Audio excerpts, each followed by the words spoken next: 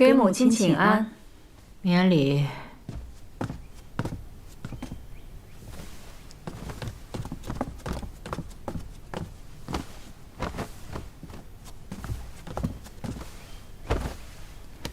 给祖母请安。请起。谢祖母。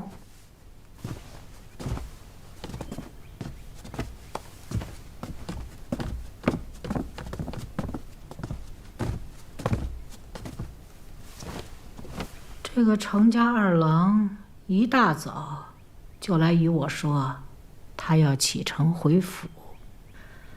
那我在琢磨着，就在咱们园子里办一场送行宴吧。母亲放心，儿媳一定办好。这程家二公子这便要走了。这程公子他也就是带着他祖母来看望我这个老婆子，说府里事务繁多，有些事情是耽搁不得的。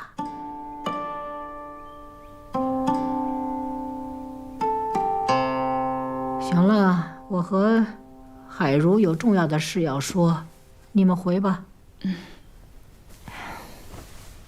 我们先退下了。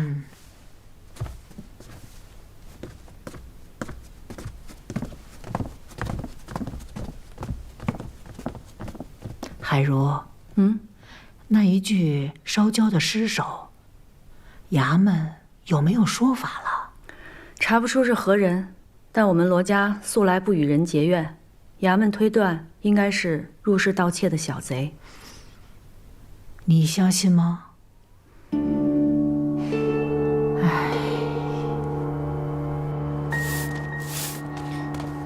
七姑娘，我们家公子近日身体有些不适，正在休息。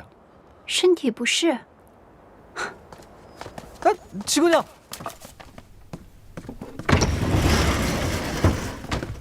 起来！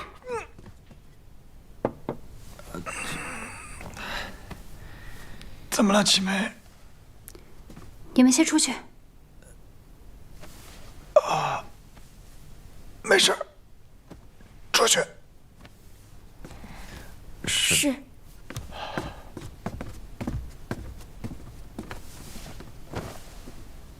那一新摘的一把火是你放的，那尸体也是你运进去的。是。你为何要行如此凶险之事？把祖父的书房烧了，把他的遗物也都烧成灰烬，你是怎么答应我的？银宁，你信我吗？我信你，但是你所做之事我实在看不懂。我这么做，就是在为了罗府好，为老夫人好。你还是少打听，知道的越多，对你越没有好处。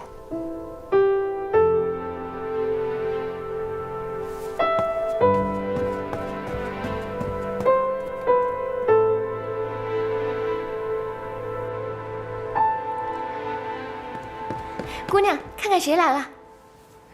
姑娘，青渠，你可回来了？这一路上可还好？一路上还算顺利，我结识了曹帮2个张家兄弟，帮了我不少忙。曹帮？我也是半路才遇到他们的。当时哥哥受伤了，我救了他，他们为了感谢我，就一路上护送我回来。姑娘放心，此2人很可靠。你素来谨慎，我自是信你的。那个孟大夫在哪儿？已经在客栈落脚了，张家兄弟替我看着他呢。好，我去找他。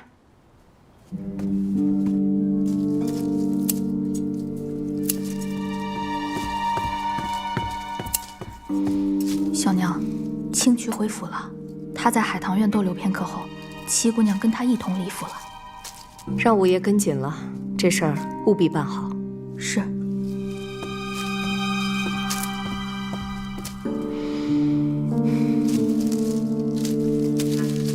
好看。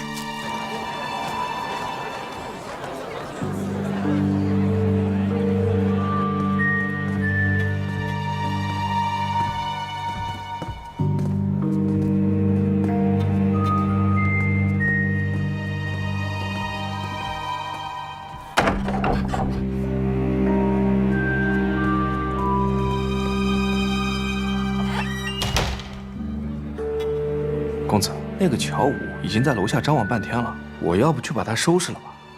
给七姑娘稍微提个醒就行了，不要太露痕迹，其他的事情有张家兄弟在。是。以上所言皆是事实。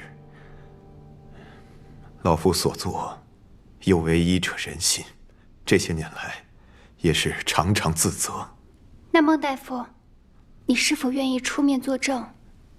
那是自然，要不然我也不会跟着青曲姑娘进京了。孟大夫，那就麻烦你了。哎呀，哪里。二位慢走，得空您再来。哎，客官，里边请，里边有雅座。来。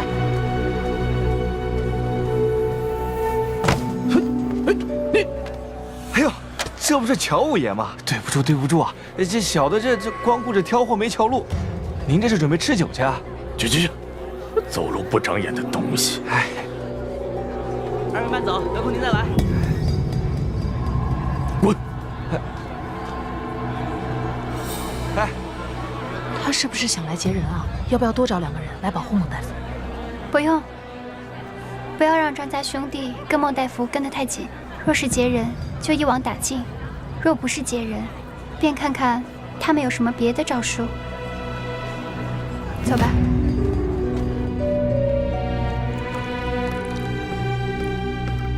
小娘，五爷递消息来，事已办妥。那就好。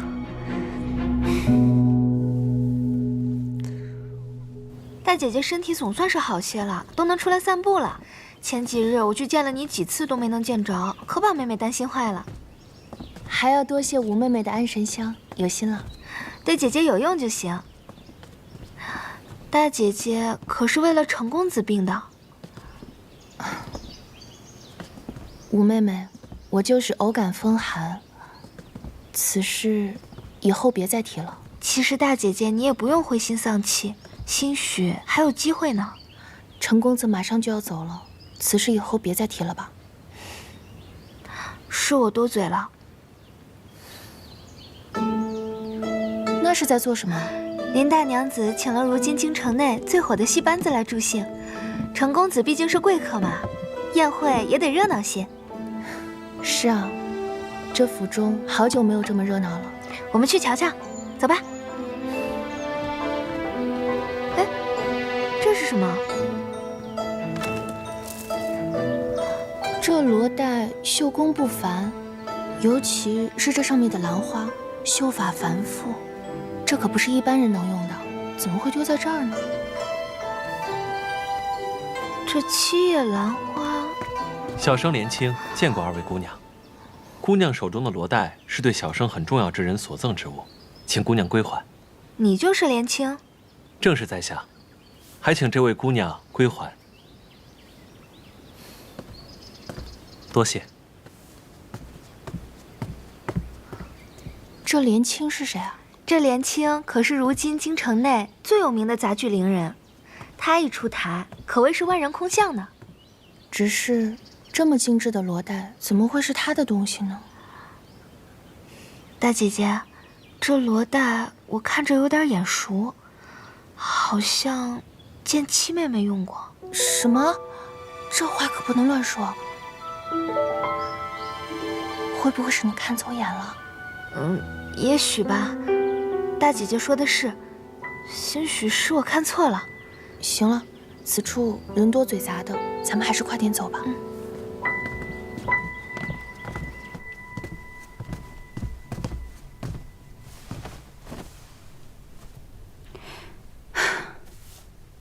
姑娘，你这几日怎么又憔悴了？可是哪里不舒服？没事，我就是觉得有些头疼。这宴席马上就要开始了，您要紧吗？可能是因为昨夜雨太大，有些受凉了吧。你让厨房做一些姜汤，直接带到宴席就好。好，那我先帮您梳头。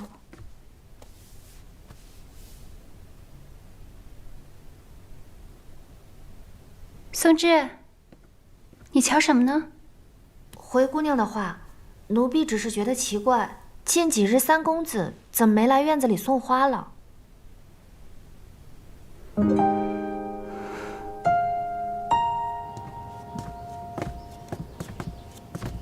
姑娘，昨夜刚下了雨，今日天气又凉了许多，您的身子受得住吗？你去给我拿一件披风过来吧。是。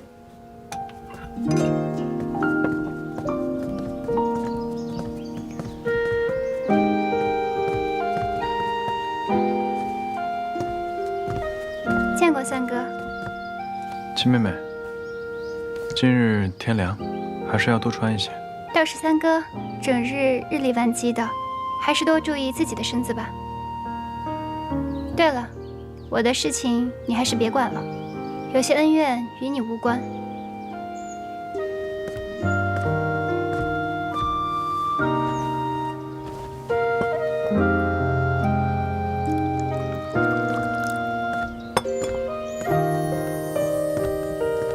公子，七姑娘这话是什么意思啊？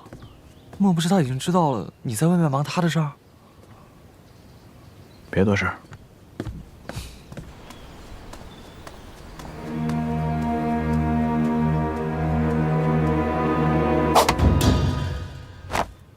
这个班子最近在京城红得很，好不容易才请过来。哦，原来如此。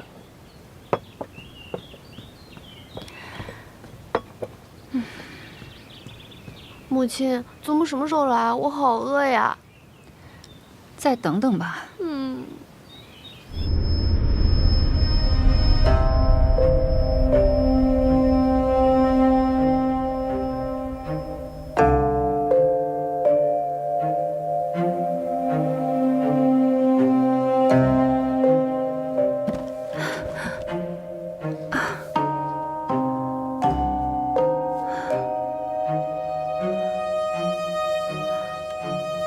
醒了？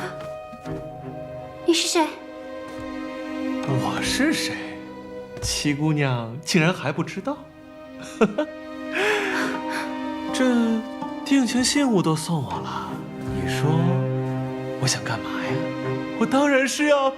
七姑娘，你要去哪儿啊？七姑娘，七姑娘，七姑娘，你要去哪儿啊？七姑娘，七姑娘。七姑娘，七姑娘，七姑娘，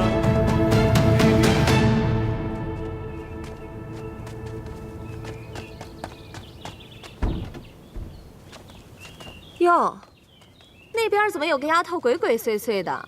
干嘛呢？好像是怡宁房里的小丫头。瑞香，把她叫过来问问，看看怎么回事。是。你过来！哎，你跑什么呀？走，快说你在那干嘛？七姑娘让我在偏院门口守着，若有人来了，立马去告诉她。你这话是什么意思？你家姑娘现在在何处？就在里面。就七姑娘一个人在里边？还有一男子。七姑娘，我可想死你了！伤风败俗的孽女，给我滚出来！怎么是你？父亲以为是谁？怡宁呢？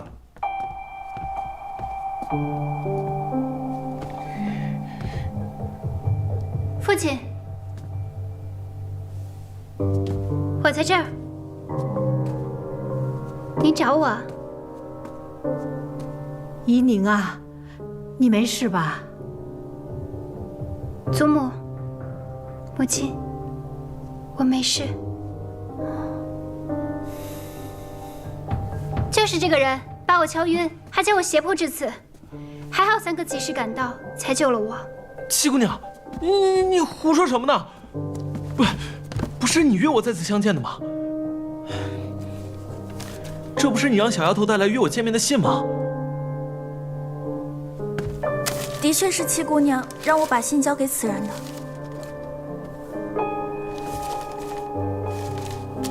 自拈罗带结同心，暖处偏知香气深。盼与君一会，姨娘，你的字迹我是认识的，的确是你写的。还有什么可说的吗？父亲，字迹可能是模仿的。再说了，这小丫头虽然是我院子里的，但并非跟前儿的。这么私密的事情，我怎么可能交与她呢？对啊，贴身丫鬟应该是雪芝。姑娘，不是你说怕雪芝姐姐出面太过显眼，所以让一个衍生的丫头来办吗？哦，对了，还有，这是你我相识时你送我的信物，我一直贴身带着呢。这不是当年我赠予你母亲的罗带吗？这条罗带我见过，我和大姐姐曾在院里捡到过它，正是此人匆忙赶来相认，还说是于他一个很重要的人送他的。此事大姐姐可以作证。这条罗带，我让松枝带去洗晒，洗晒时弄丢了，我还十分心痛，毕竟这是母亲的遗物。住口！不知廉耻！我看你分明就是在狡辩。白管家，在，把七姑娘和这个伶人分别给我关起来。行了，让怡宁把话说完。谢祖母。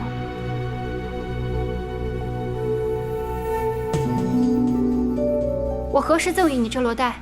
远景阁那日，有贼人生乱，你迷了路，是我救了你。你是如何救我的？那日天气极好，你穿着一件淡黄色的被子，格外的好看。你感激我相救之情，咱俩一见倾心，你赠了我罗带，许下白首盟约，就让我来罗府寻你啊。那日是我救了七姑娘，何时见过你啊？淡黄色的被子。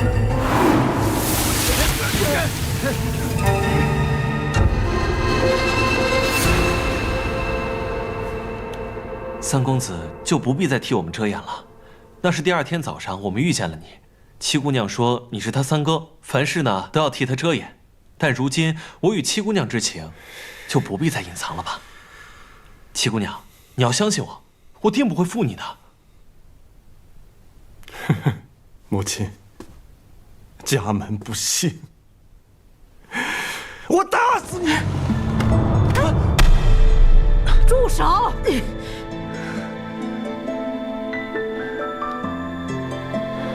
能动动脑子吗？此事疑点甚多，还没问清楚呢，你就动手。母亲，如今人证物证俱在，如果再问下去的话，就是丢咱们罗家的脸。你说你在远景阁何处救了他？当日那么乱，你又是如何脱身的？那日太暗了，这具体在何处，我也记不大清了。太暗？你刚才不是还说天气极好吗？还有，你刚才说你救了我，可是，在当日北面桃林遇难，南面桥洞下躲雨的事情，你却一件都说不出来。对，我就是在桃林救的你，然后带着你一路跑到南面桥洞下。那时你衣衫还淋湿了，是我生火烤干了你的衣裳。你见我有君子之风，于是要托付终生，这才送了我罗带嘛。远景阁北面是汴河，哪儿来的桃林呢？南面才是桃林，可没有桥洞，而且那日哪来的雨？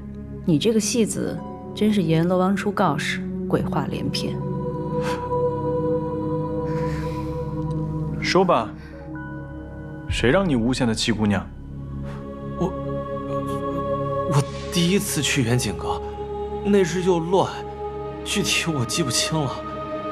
但这罗带确实是七姑娘赠我的。父亲，这罗带与您送我母亲的不是同一条，您仔细看看。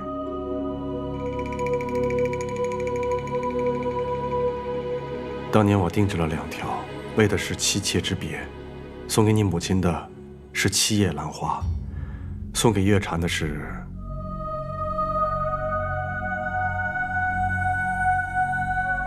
6叶兰花。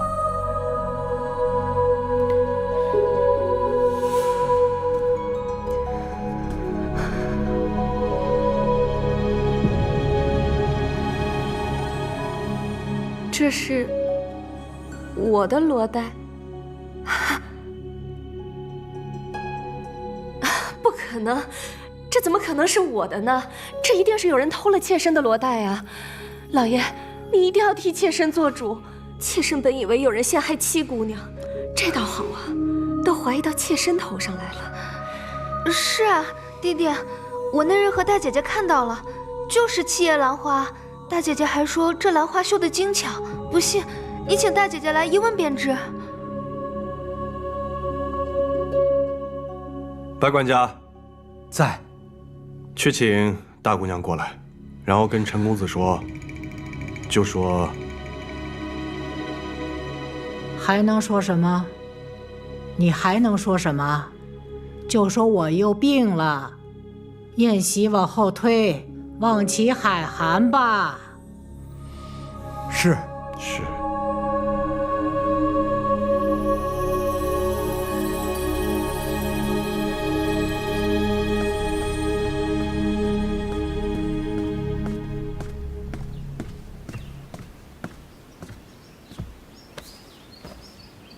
大娘子，老夫人病了，宴席往后推一推。知道了。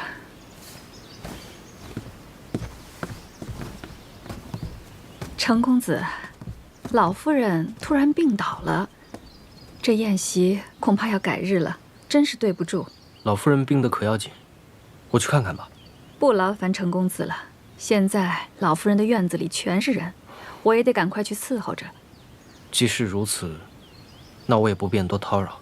今日我就离府，烦请陈大娘子替我转达。多谢程公子。秀儿，你跟山哥快回院子去吧。啊，我也想去。哦，走吧。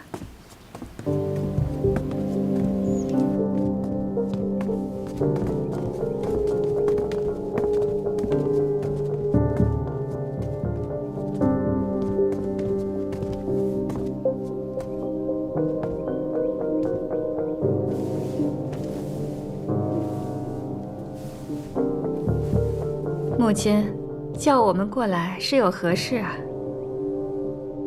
我有些话要问一玉。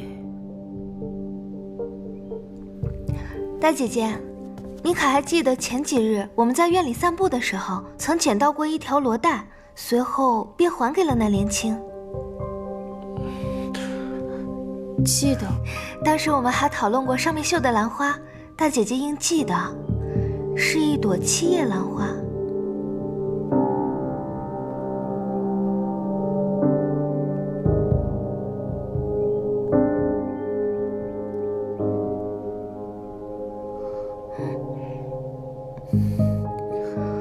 我只记得是一朵兰花，但忘了是几叶了。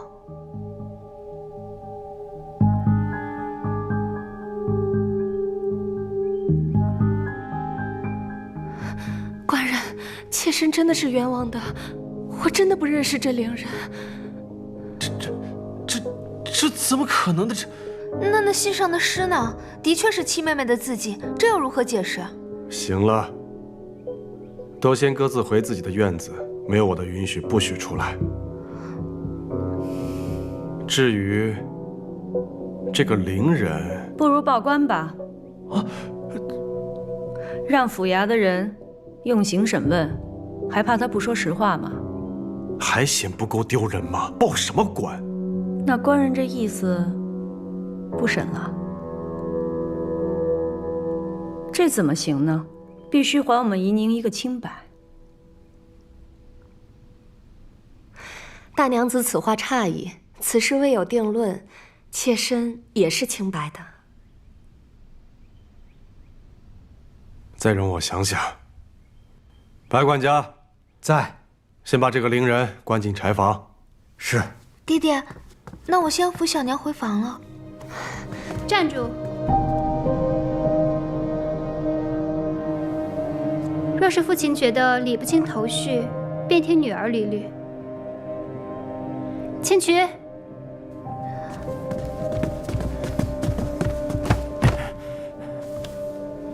父亲，这位就是陈四，乔五爷的手下，也是之前在木樨堂服侍过的吕妈妈的儿子。那天在远景阁，就是他持刀追我的。是乔五爷吩咐我，听小娘的差遣，去抓七姑娘的。还有我娘的事儿，也是小娘给了我娘1包银子，让我娘去套话的。其他我什么都没有干，求二爷饶我一命。你别血口喷人哈！你还有什么证据吗？我这儿有乔五爷吩咐我替小娘办事的手信，只要把乔五爷往日的信件拿出来比对一下字迹就行。字迹亦能伪造，谁知道是不是你买通了人，特意陷害我小娘的？吴姐姐这时候知道自己是可以伪造的了。二爷，事已至此，必须查个水落石出，不能再息事宁人了。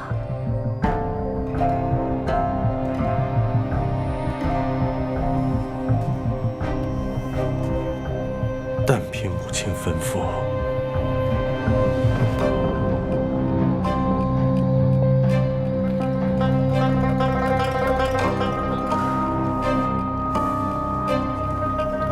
开敬堂。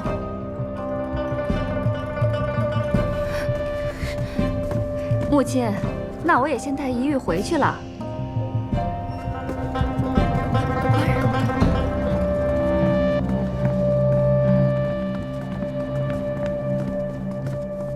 三哥，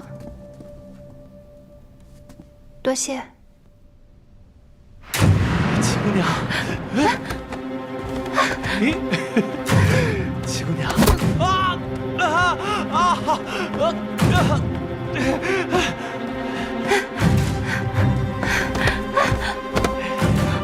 七姑娘，七姑娘，你去哪儿了？七姑娘，干什么？七姑娘，我要换轮胎。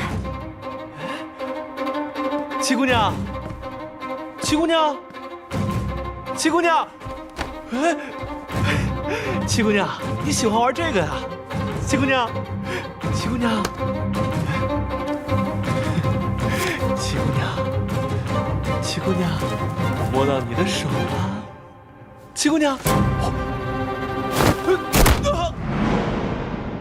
哦。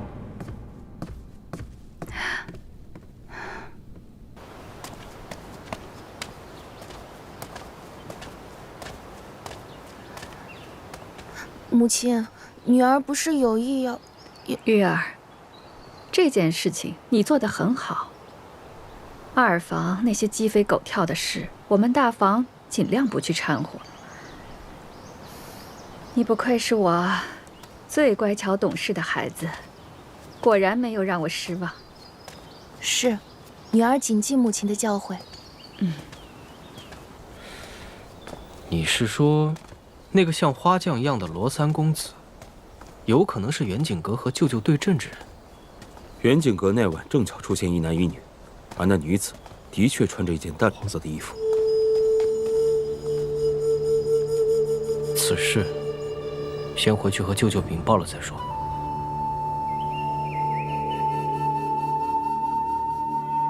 乔月禅，这么多年来，我念你为我们罗家育有一儿一女，所以我就缺少对你的管束了。但我万万没有想到，你竟然行下如此恶举，蓄意谋害婆母，远景阁劫杀嫡女，如今你还想毁其清誉，你可知罪？老夫人，陈四说，是乔五爷吩咐他做这个做那个，那也只是一面之词啊。乔五爷本人并不在此，陈四敢跟他当面对质吗？父亲，小娘服侍您多年，一心为您，她不会做这样的事的。爹爹，我小娘每天只关心您是不是冷了，是不是饿了，她心里只有您啊。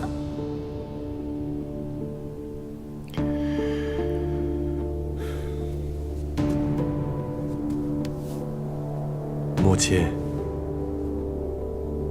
月禅所言也有道理，不如我们找到乔武，让他们当面对质一番。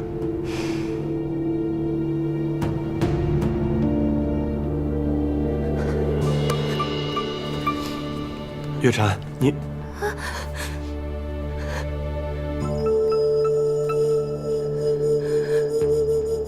白管家，在，去请大夫过来。是。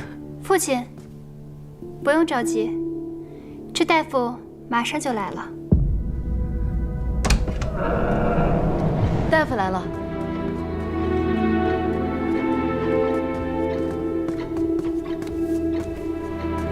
陈大夫。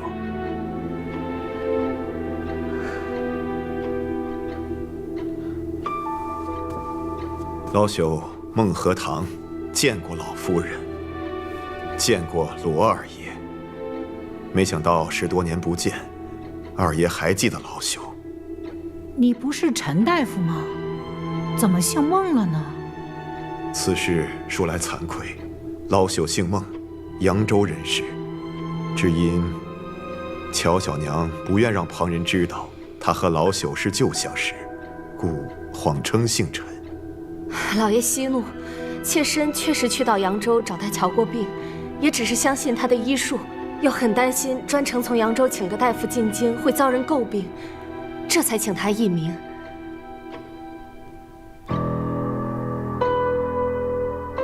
老朽几次进京，曾先后为乔小娘保下了2胎，但有一胎，奈何乔小娘心事过重，伤及了胎儿。老朽虽尽了全力，还是功亏一篑。乔小娘为了不让老朽说出此事，亲自买了宅子，赠予老朽。老朽一时迷了心窍，便照她吩咐所说，滑胎是七姑娘所做，老朽对不住七姑娘。乔月禅呐，乔月禅，你自己保不住你的孩子，居然嫁祸于人，嫁祸于一个小姑娘，居心何其毒也！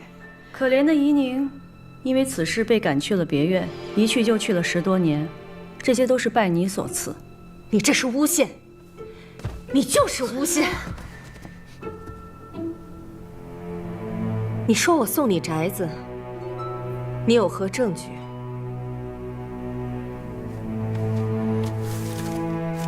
有房契为证。如今写字都可以作假，房契也可以作假。这是你亲手给我的，怎会有假？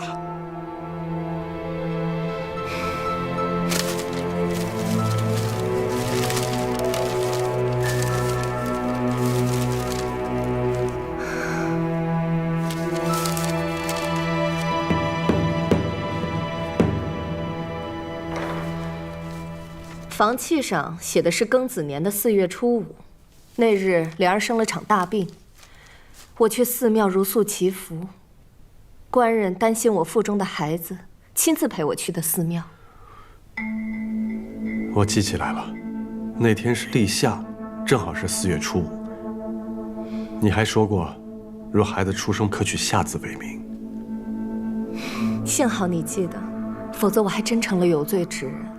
只可惜啊，这作假之人还让我分身去取了房契，亲手送给了孟和堂。这些话是七姑娘让我说的，那宅子也是她送给我的，让我编排当年的旧事，来陷害乔小娘。七姑娘真是有手段。你这是要把我置于死地呀！枉我当初对你视如己出，比对莲儿都好，你为什么要陷害我？孟大夫，一个人不管做错了什么事情，都不应该祸及家人。你还准备这么错下去吗？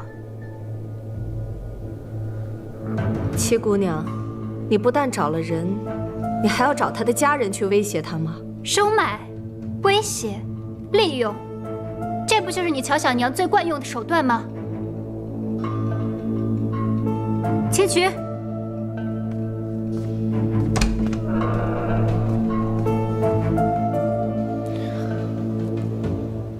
公子，你的伤口渗血了，这样下去让人发现可不得了。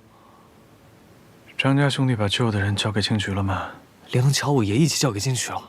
公子，七姑娘能解决的，要不你先回去吧。她能解决，她要解决的方式就是险些把自己给毁掉。公子，你先别生气，小心血流的更多。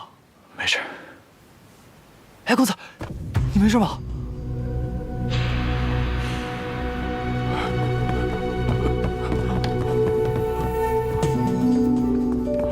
姐，你别怪我，这件事情瞒不住了，我全都照了。二爷，老夫人，我知道错了，饶了我吧，饶了我吧，我错了。老夫人，此人是乔五爷，受了乔小娘的指使抓了孟大夫，后来孟大夫被我接走了，他便抓了孟大夫在老家的妻女。孟大夫回京以后，他伺机接近威胁，让孟大夫反过来诬陷我家七姑娘。我这里有乔五爷的罪状，还有乔小娘指使乔五爷做事的亲笔信。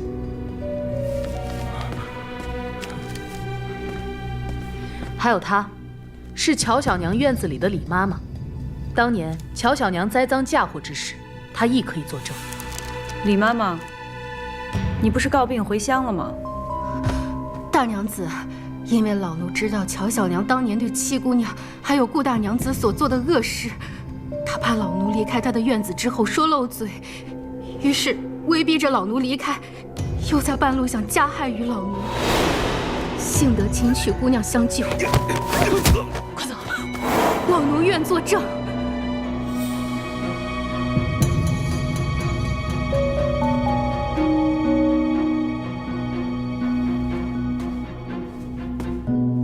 孟大夫，事已至此，你还不想说实话吗？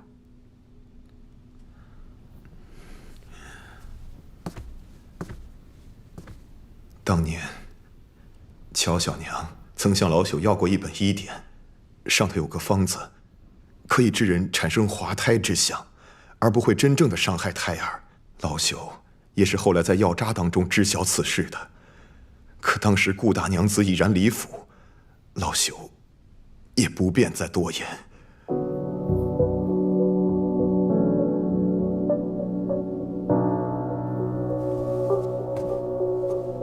明兰害你之事，都是你自己所为。老朽说，乔小娘这一胎本已保不住，他就用这个来陷害七姑娘，也是真的。还有这些房契，都是乔小娘亲手做的假。乔武抓走了我的妻女，威胁我要用这些假房契来陷害七姑娘，我实在是没有办法呀。公子，这下你可以放心了吧？你为七姑娘的事儿鞍前马后的，真的已经尽心尽力了。哎，公子，公子，咱们先回去。哎，走。来，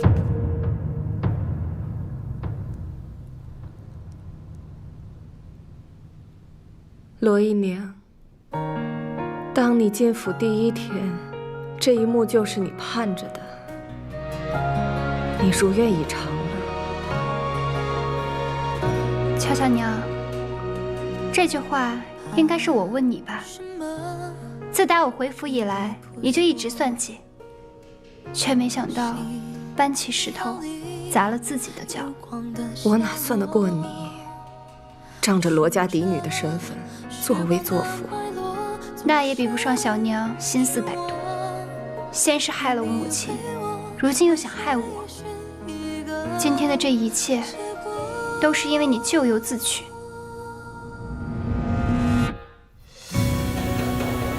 那今日凌人之事，也是你收买了，来陷害依宁的清白。是。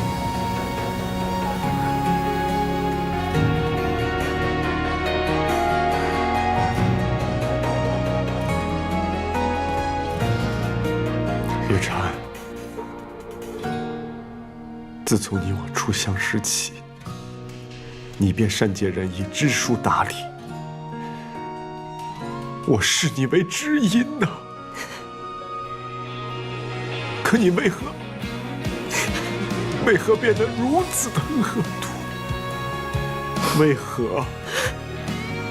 这么多年，我给足你银两体面，我从来就没有亏待过你。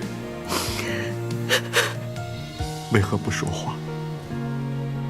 你说话呀！你说话呀！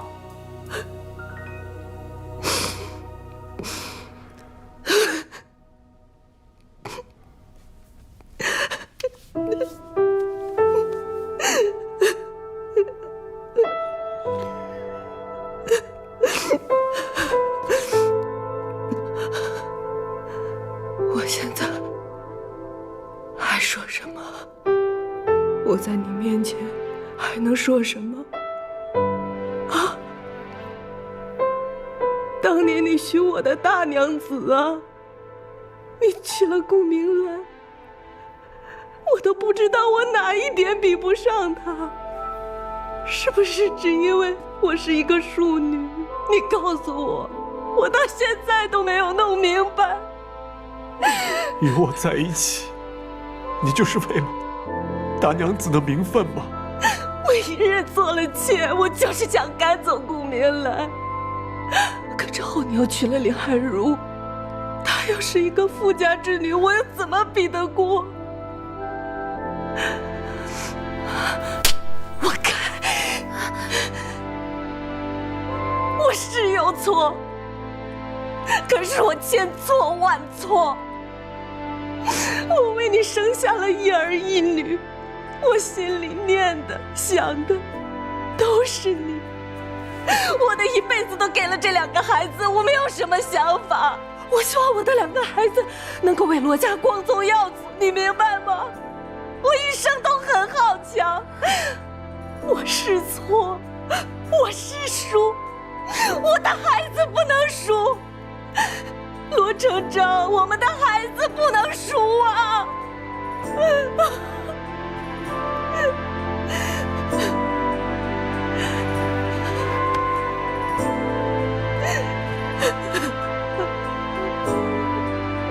你错了，回不去了。成章啊，过来。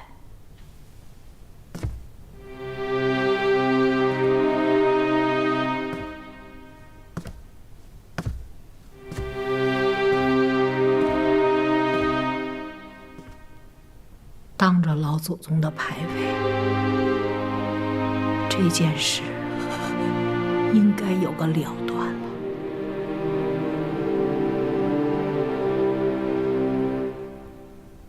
你是罗府的一家之主，为了罗府的清誉，为了罗府的门楣，你来发落吧。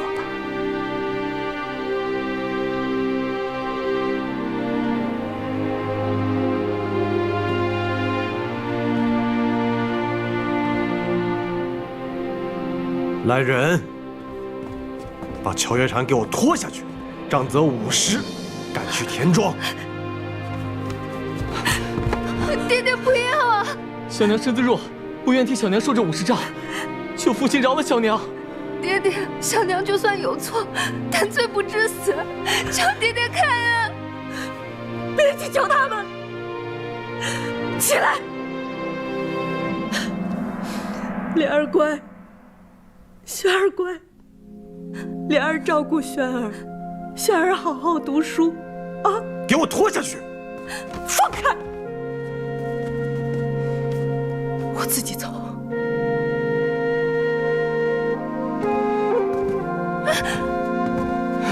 娘，小娘。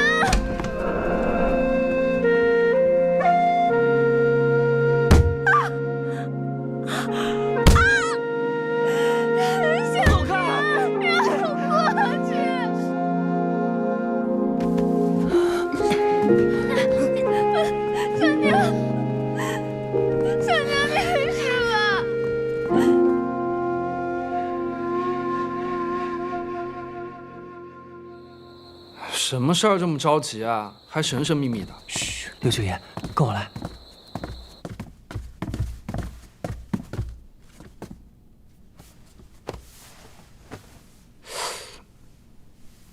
他这伤怎么弄的？六舅爷，听说你最会古道药了，有没有什么好用的伤药啊？现成的伤药我也没有啊。你需要什么药告诉我，我去抓。就算找到了药材，制药也需要花时间啊。那你好歹想办法先让我们家公子醒过来啊！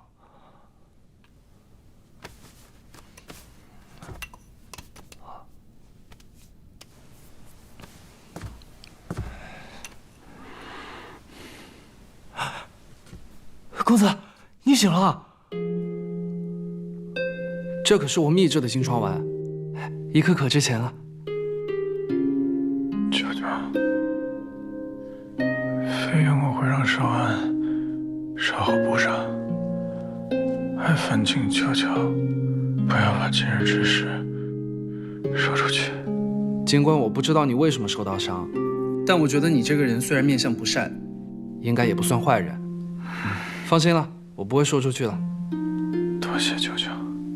你这伤怎么样也得躺2个月才能好，你千万别乱动了。少安，我去写个方子，你陪我去抓药。是，多谢六舅爷。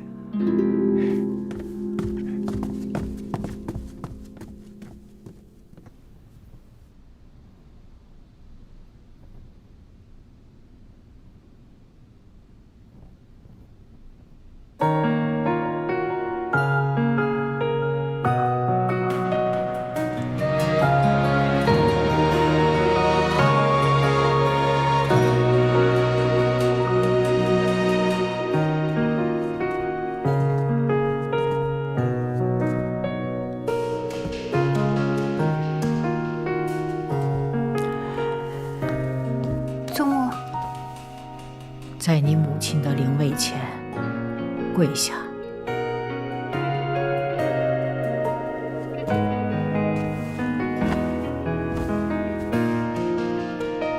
你可知错？祖母，我知道今日所行之事极为凶险，可是宜宁不觉得自己做错了。乔小娘陷害我母亲，毁其声誉，杀人诛心，我揭穿她，何错之有？既然你不知道自己错在哪里，那就一直在你母亲灵位前跪着，直到自己想明白了再来回我。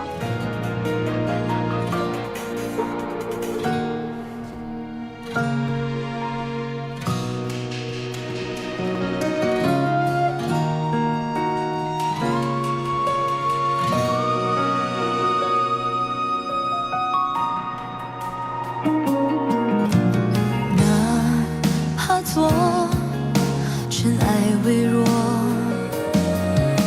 也要飞舞自己的闪烁，穿过无尽的烟火，踏平风波，为你为我为承诺守着湖泊。三哥，你也觉得我做的不对吗？若你出事，即使洗清了冤屈，又有何意义？你母亲泉下有知，会心安吗？你为母洗冤势在必行，可无论你多心急，都得设法保全住自己。这次是侥幸了，下次呢？人活一世，会有一个又一个的目标想要去达成。倘若你总是这般不计后果，迟早会吃大亏。感谢三哥一直以来对我的相助。你可以说我行事冒失，不计后果，但是我绝不会后悔。任何事情，无论筹划多久，都会有风险，与其瞻前顾后，不如找一个合适的时机搏一搏。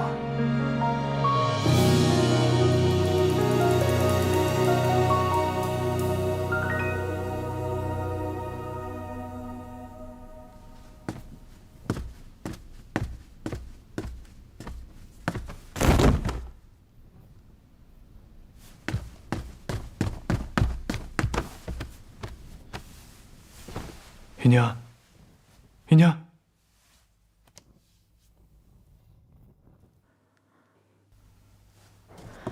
怡宁她怎么了？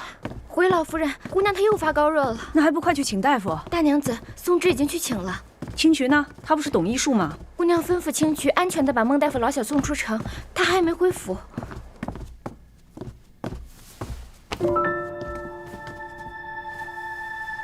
老夫人，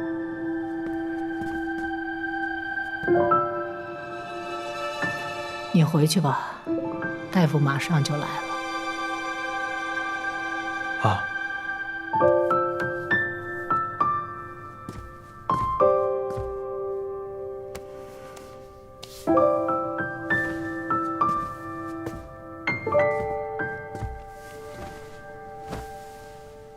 孩子呀，你怎么这么倔呢？你看看，你都烧成这样了，也不肯求个饶。祖母真为你担心啊。李大夫，这边。哦，好。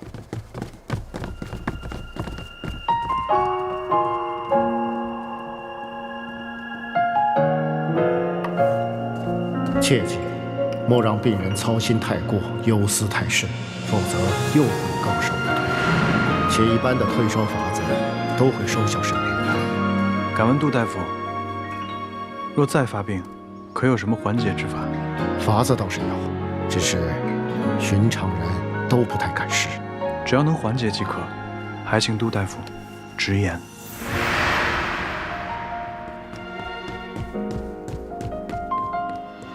你们家姑娘怎么样了？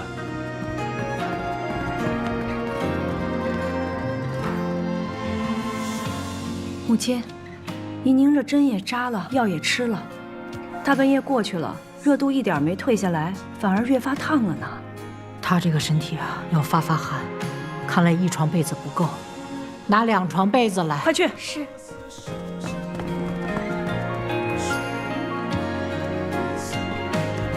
给我。不能干！让开，让开！哎，你要干嘛呀？沈远，你给我出去！你去拿冰和酒来，越烈的酒越好，快去！不是，你这是要干什么呀，沈远？万万不可的，他得了风寒，不能在雪上加霜了。难不成你要害他吗？我要是要害他，我让他在经堂跪着就好了，我把他抱回来干什么呢？这不行。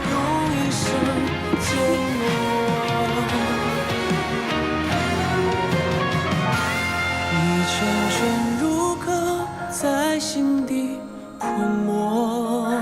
哎，是一个交错，难以相吻落。母亲，能试的方法咱们都试过了，但也没用，要不然让慎远试试吧。能有用吗？他简直是在胡闹。你们拿酒，擦他的四肢、前胸还有后背，只能擦这几个地方，其他的地方不可以擦，知道吗？快！不行，你这简直要害他！老夫人，您就信我一回行吗？他要是有任何的差池，我把我的命赔上。母亲，让慎远试试吧。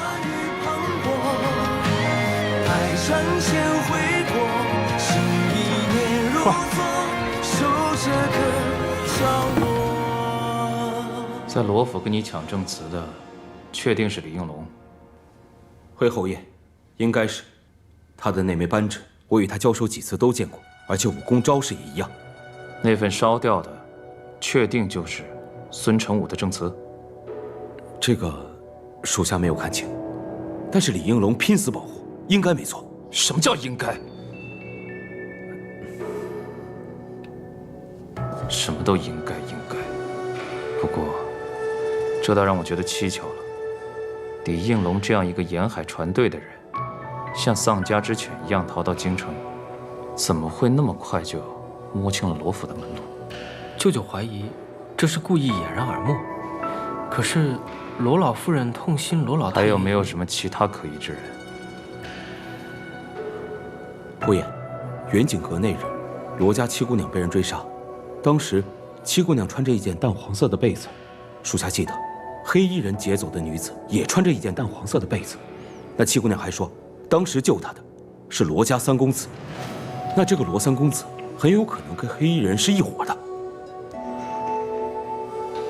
罗三公子，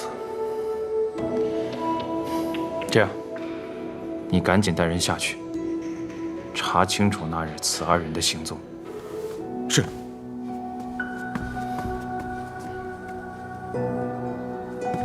还有事？舅舅，关于那七姑娘，外甥还有一个发现。磨磨唧唧地说。外甥亲眼所见，那七姑娘给罗老夫人剪的一架剪纸屏风，技艺之高超，非常人所能及。不知跟舅舅要找的人有无关系？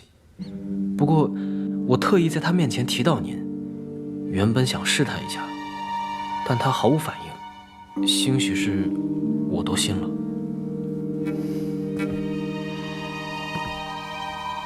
不管她跟梅梅有没有关系，这七姑娘绝对不是什么简单的角色。找机会，等会去会会她。还有吗？没有了。去吧。外甥退下了。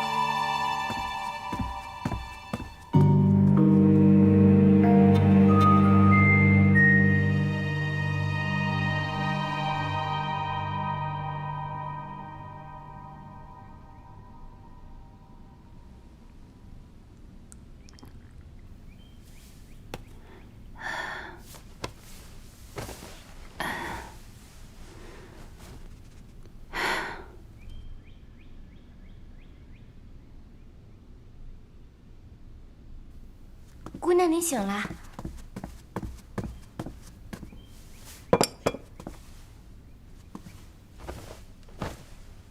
我怎么好像依稀看到了祖母、母亲，还有三哥呢？他们都守了您一夜，见您烧退了才都回去。昨晚真是太惊险了。我不过是发热而已，被你说的，就好像得了什么大病一样。您虽然只是发热，但怎么吃药扎针都不见效，还是三公子用冰镇的法子帮您退烧的。三公子昨晚可被老夫人骂惨了。姑娘，老夫人的气还没消呢，说等您病养好了，接着到木樨堂领罚。我知道了，你让松枝过来拿点吃的，你给我梳妆一下，我这就过去。姑娘，你这才刚好，老夫人都说了，是等您病养好了。放心，我没事的。祖母表面上是在跟我生气，其实心里还是疼我的。越是这样，我就越要去领罚。这次气到祖母了，是我做的不好。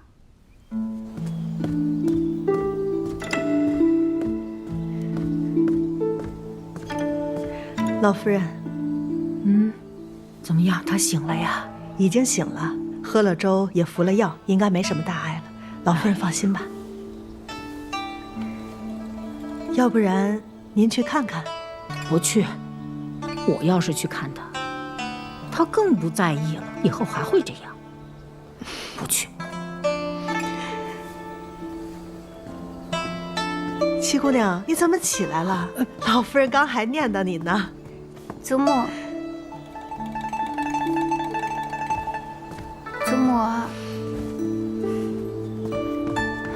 祖母，我都烧了一夜了，还跪了好几个时辰，您就别生我的气了。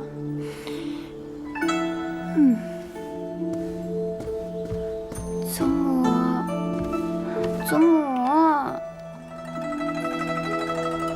哎呀！头好疼啊！我该不会还在发烧吧？我这要把脑袋烧坏了，可怎么办啊？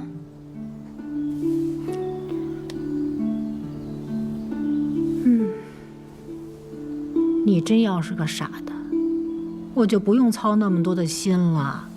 我才不傻呢，我是祖母的开心果，怎么能傻呢？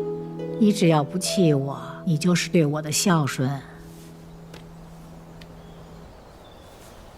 祖母，您的眼睛生得真好看哟！我定是随了祖母，才长得这么好。你这是在夸我呢，还是夸你自己呢？我刚才都闭着眼睛呢。就是闭着眼睛，祖母的心可比谁都亮堂呢。这心眼可通天。哦，我的心眼还能通天呐！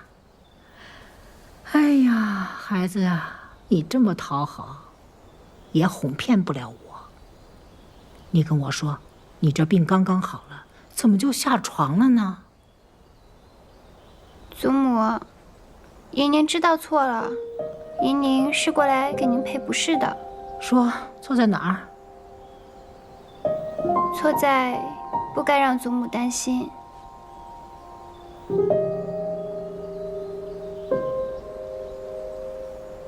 哎，宁儿啊，真是一个乖巧的孩子。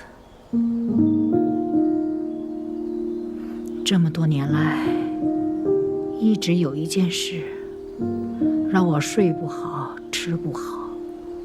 我就想，要是当年没为你父亲去顾家求娶，也许你母亲现在还活得好好的呢。祖母，这件事情怎么能怪您呢？可是祖母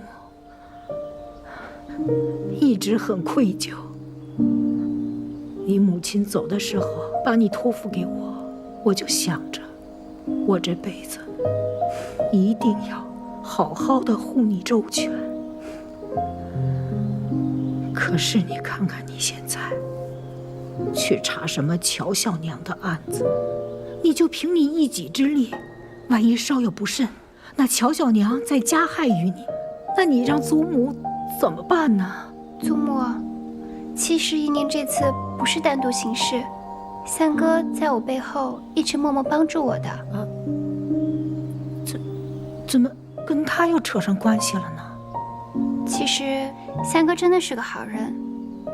您看我头上这簪子，就是我母亲当年要留下来给我的，也是她从乔小娘那儿夺回来的。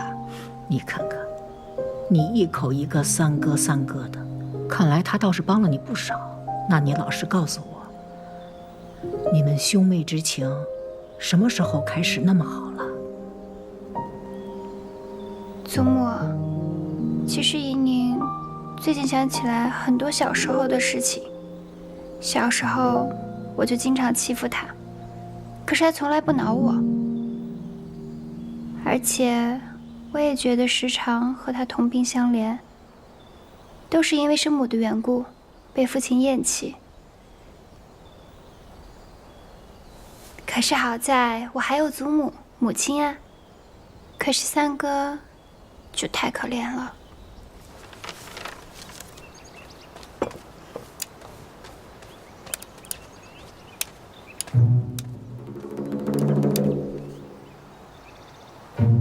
拿走吧。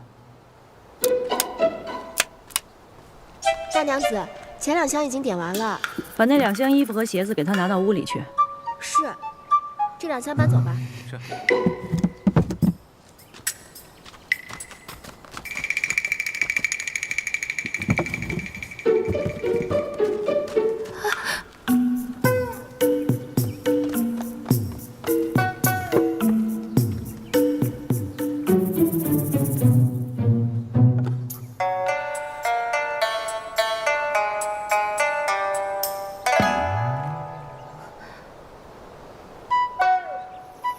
拿走。等一下，等一下，大娘子，这个镯子是我小娘进府时自己带来的，不能拿走。这镯子值多少钱，你知道吗？就凭你小娘那个出身，她进府前能有这样的好东西啊？这兴许是爹爹送给我小娘的。那好啊。那我们就去找你父亲当面对质，看看是不是他买的。你小娘这私账上清清楚楚的写着呢，她变卖了顾大娘子的陪嫁，大到屏风，小到衣服首饰，连一双鞋子都不放过，共计800贯。这只镯子是因为实在太贵重，她舍不得卖。这不可能！这些东西本该是属于怡宁的，被你小娘卖了个干干净净。现在东西找不回来了，钱也花了个七七八八。你要是想留住这箱东西，那你拿什么偿还给怡宁呢？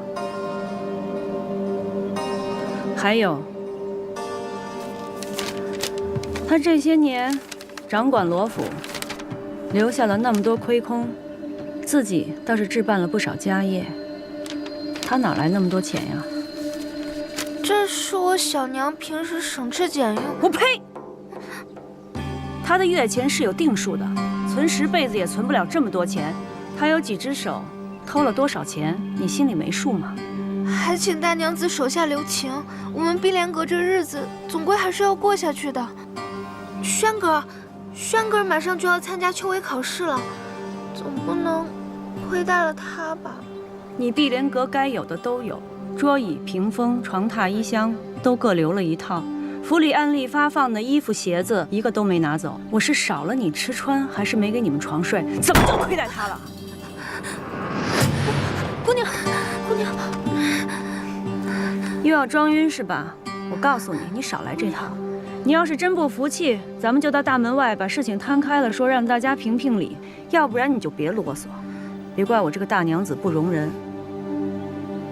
把剩下的东西通通搬走，给五姑娘腾个地儿，让她躺下。是。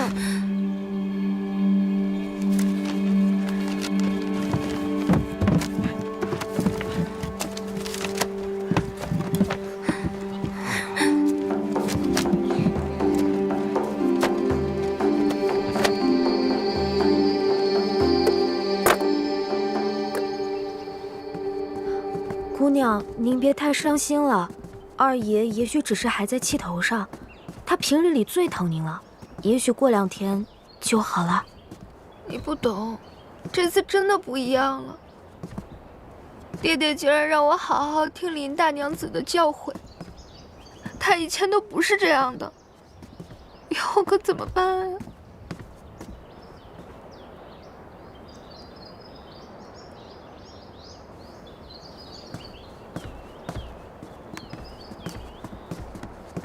大姐姐为何一个人在此处绣花呀？五妹妹这是刚哭过，眼圈红红的。大姑娘有所不知，我家姑娘最近被欺负惨了，整日里一直在哭。英儿别说了，事已至此，我也怪不了任何人，只是今后实在是不知道该怎么办了。我劝妹妹放宽心些，少几个心眼子，也不至于落得多行不义必自毙的下场。大姐姐此话是何意啊？难道是听到什么闲言碎语了吗？小娘做的事情，我实在是不知道的呀。罗一莲，你真是把我当傻子吗？亏我一直真心待你，对你比对罗一秀还亲，你却只是把我当作对付罗一宁的工具。大姐姐明鉴，我绝对没有。让我去给成郎送诗，又骗我去捡罗带，成天在我面前说你们母女俩是如何被罗一宁母女迫害，你还敢说这些都不是你们母女处心积虑预谋好的？我不过是看你钟情于成郎，七妹妹仗着祖母疼爱与你争抢，实在看不下去了才帮你出的主意。至于那条罗带，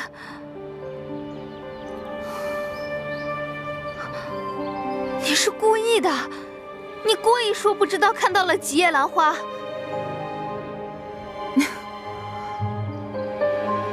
我可不像你，一心只想着害人。我的确不记得当日是几叶兰花。怎么？你不继续扮你的楚楚可怜了？哼！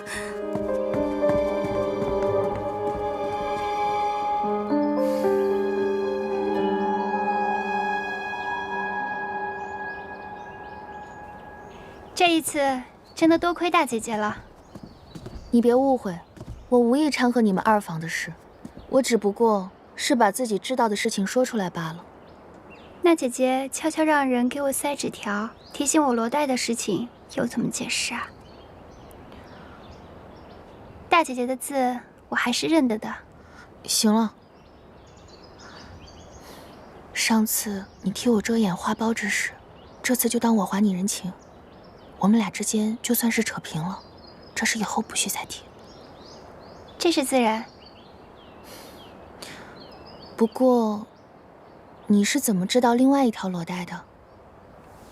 那日走水的时候，我趁乱去了趟碧莲阁瞧了瞧。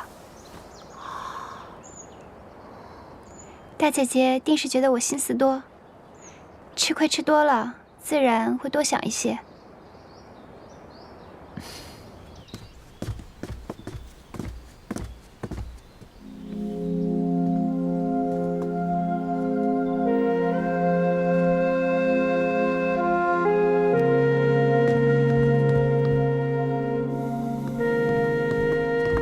父亲，女儿正打算去找您呢。怡宁，为父听说你又病了，身体可好些？多谢父亲关心，女儿好多了。你来找我，是因为你母亲的事吧？女儿知道，父亲一向重视罗府清誉，不会将乔小娘送去官府。对此，女儿也并不强求。这么多年，辛苦你了，是为父错怪你了。只要父亲可以还我母亲一个公道，女儿并不觉得苦。女儿恳求父亲可以开敬堂，当众给我母亲一个解释。这是自然，为父已经知道你母亲的清白，为父一定会讨回一个公道。你好好养身体，其他事情就不要管了。雪芝，扶你小姐回去休息。是，姑娘，我们先回去吧。多谢父亲。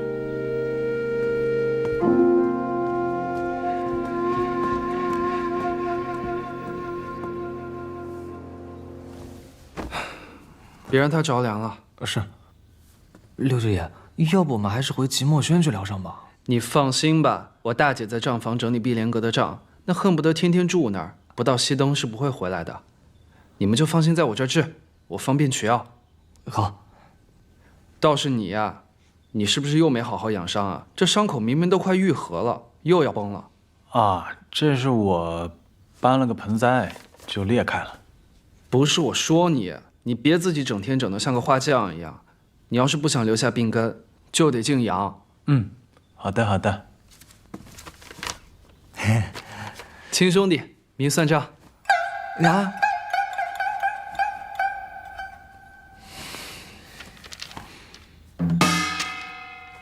行了，有事儿呢你就让少安找我，我这人帮人帮到底，送佛送到西。好，哎，舅舅，我还真有一事相求。六舅舅，你拿来这么多汤药，我已经喝过许多了，而且今日母亲也给我送来许多汤药，我都已经要喝不完了。你又送来这么多，就不怕给我淹死？你身体初愈，还有些风寒未解，切不能大意啊。我送的这些全都是好不容易买到的上品。这汤药一看就价值不菲。哎，你不是没有钱了吗？我林茂就是再穷，那也不能苦了我亲外甥女啊！我砸锅卖铁也得买给你啊！以后可不许这么破费啦！快喝！我给你保证啊，这个良药不苦口，并且最重要的是，这送药人的心意。像这些苦了吧唧的药就别喝了。哎，六舅爷，这是大娘子特意命人送来的黄芪牡丹汤，不要喝太多也不好，浇浇花挺好的。哎，六舅舅，这可是我们姑娘最爱的秋海棠，要是浇坏了可怎么办？你放心，这黄芪牡丹汤呢，药性温和，对草木也是有益无害的，保管你这花长得更好。那我就不打搅你休息了。对了，这丹露呢，你滴在茶里，对身体好。我走了。谢谢六舅舅。姑娘，这六舅爷可真有意思，突然来送药不说，还把黄芪牡丹汤给倒了。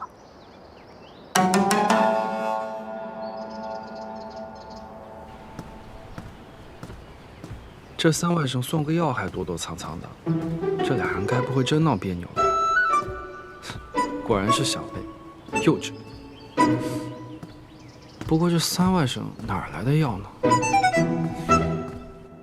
李应龙留下的账本，夏勇师兄好不容易破解了，可他说这只是半本账本，怎么会只有半本呢？那剩下的账本在谁那儿？或许是在他当年哪个同党的手上。他的同党应该都死了呀。公子，那我让齐安去查一查他的同党还有什么亲眷家属之类的。哦，对了，公子，齐安来信还说陆家学的人正在四处打听宴会当晚你和七姑娘的行踪。我们的人按照你的吩咐，说是没瞧见过你俩。他突然打探我们的行踪，那偏院闹事那日，叶岩定是听到了些什么？那他会不会已经怀疑到公子头上了？没事儿，看看他们下一步要做什么吧，见招拆招。三哥，我听那日雪芝说我生病，你陪了我一宿，还说若我有不测，你愿陪我一同去。三哥，现在除了母亲和祖母，你便是对我最重要的人了。哎，这也不知道怎么回事，又觉得头不舒服。你说我该不会是又发热了吧？哼哼，我看你是好了。你又不是大夫，你怎么知道我好了？都能巧言令色了，定然是好了。嘿，那不是百草园的当路吗？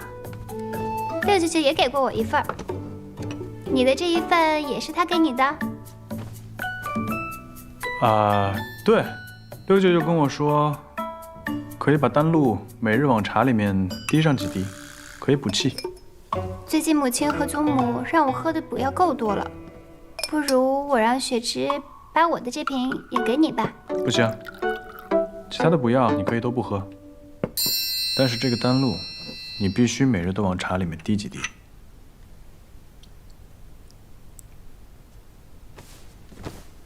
三哥，你是不是不会再生我的气了？那你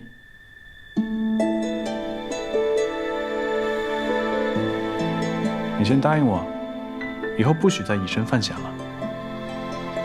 好，我答应你，我保证，以后不管我做任何事情，我都会先保护好自己的。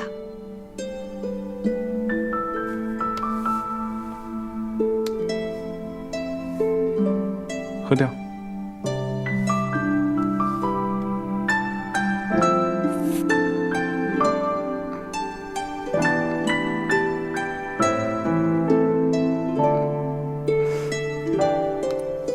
放回去。这些放回去。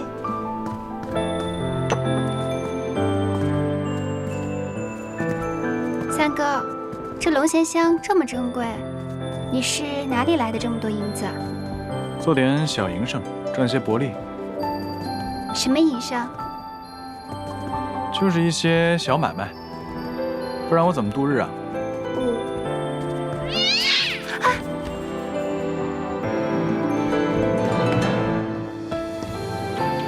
什么东西？公子不必担心，是只小猫。哦。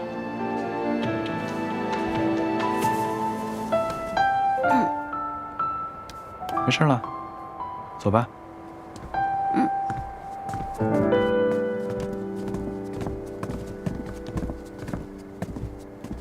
母亲，母亲，你什么时候来的？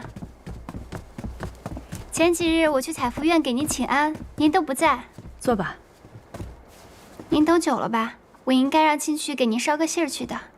没事儿，这些天呢，我竟在盘点碧莲阁的东西，查出了不少乔小娘的私账，可算是查完了。正好等你的功夫，喝口茶歇歇。大娘子，怡宁，这些全是乔小娘当年私下变卖顾大娘子的陪嫁得来的。我想办法全部都寻过了，可惜时间太久，就换回来这几套首饰。他用变卖的钱置办了些产业，我都处理了，换回这些钱，你先收着。多谢母亲，时隔多年能找回这么多东西，一定费了很多周折。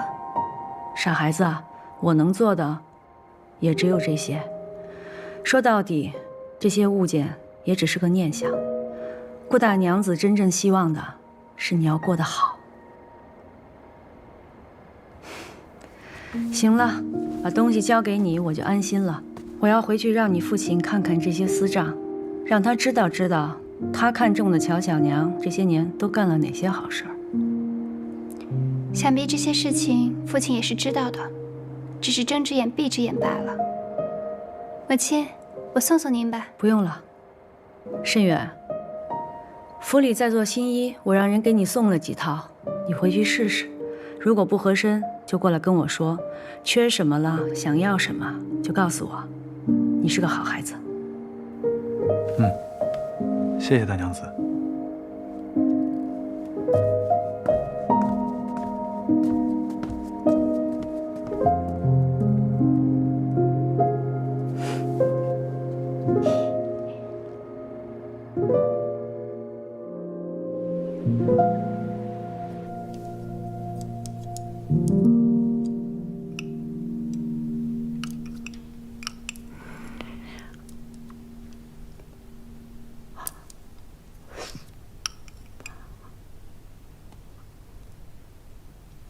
我说你这个孩子，你吃饭就吃饭嘛，你老盯着我这张老脸干什么呀？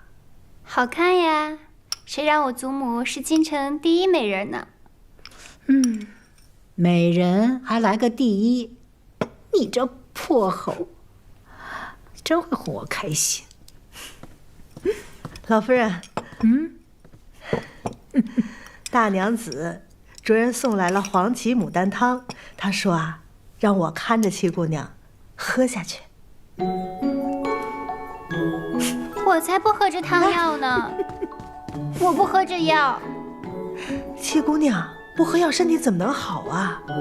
祖母，喝了，风寒刚好，需要调养身体。你母亲也是为你好，喝了。来，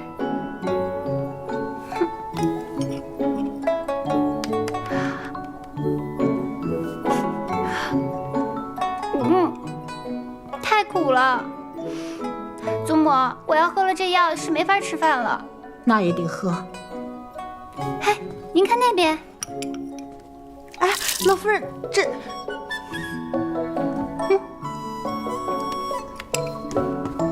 我没看见。你母亲问起来，我什么都不知道，不关我的事，我没看见啊。薛妈妈，你也什么都没看见。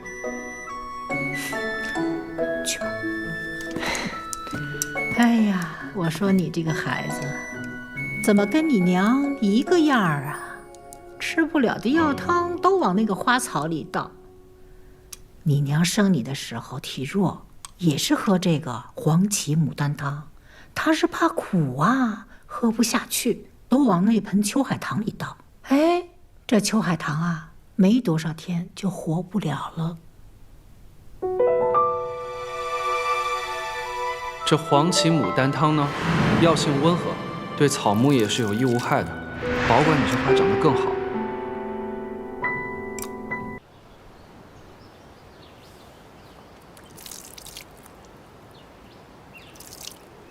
姑娘，您用黄芪牡丹汤做秋海棠的花肥，是不是有些浪费啊？以后母亲送过来的黄芪牡丹汤，隔三差五就来浇这秋海棠。是。姑娘可是又怀疑什么了？我是怀疑母亲的死有些蹊跷，过几日便会知晓了。七姑娘，七姑娘，大娘子请您去澄净堂，说是衙门来人了，正在向二爷禀告乔武、陈四等人的案情。楼主簿，陈四一案审讯已有结果，特来告知。他可招供了？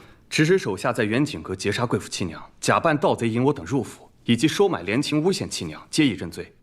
但他一口咬定皆是他一人所为，并无他人指使，现已判其8年刑狱之期。好，哎呀，那就有劳大人了。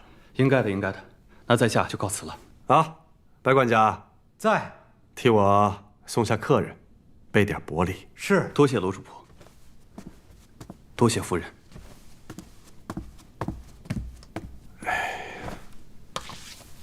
官人，怎么突然所有事都成陈思一人所为了？啊，这是我跟乔家大爷商量的结果。我们罗乔两家毕竟是大户人家，此事若是传出去，颜面无光啊。合着就这么放过乔家姐弟俩了？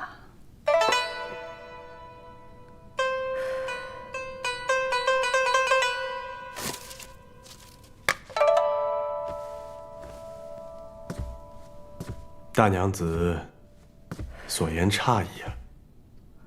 怎么叫放过呢？乔叶禅在敬堂受罚，你也瞧见了，我已经把他赶去田庄，乔武被驱逐出乔府，他们名下的店铺、田庄都已经收回，这就是惩罚。那父亲可还记得之前答应过我，要给我母亲一个说法？自是记得，陈四伏法，乔氏姐弟被驱逐出府，这就是说法。看来父亲是想让这件事情不清不楚的过去。怎么就是不清不楚呢？那官也报了，这家法也伺候了，你们二位非得把乔叶禅推上死路吗？什么叫我们俩？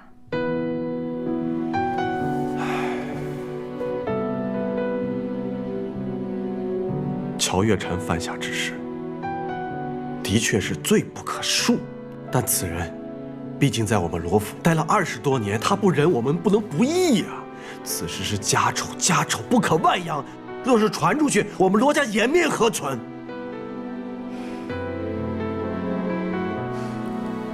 姨娘，你母亲若是在世，一定会赞同此事。罗家的门楣，颜面摆在第一位啊！看来在父亲心里，夫妻情分、血缘亲情，都抵不过一个虚名。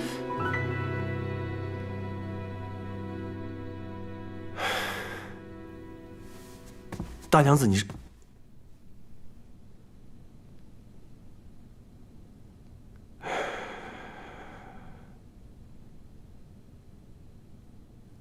你们终究是不懂，作为罗家家主，该背负的责任。罢了，罢了。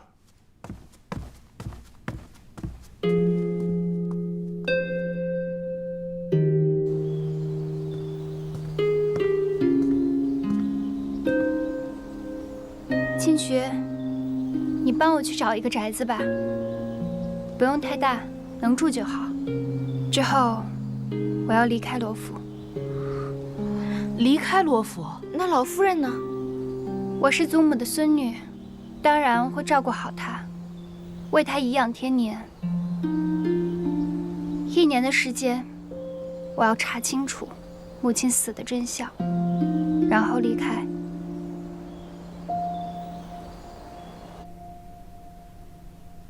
公子，道远大师兄突然来信，可是为了陈大人李雪溪将近的事啊。我知道大师兄的心思。先不说我们只有半本账本，就算拿到了全部账本，拿到了证词，也未必能够翻案。幕后主使显然位高权重，除了证据，我们还需要一些人的助力。另外半本查得如何？查到苏应山还有个孙女在世，但如今下落不明，兄弟们还在四处打听。总之，道远师兄的名字如今还在官府的通缉名单上，更不可轻举妄动。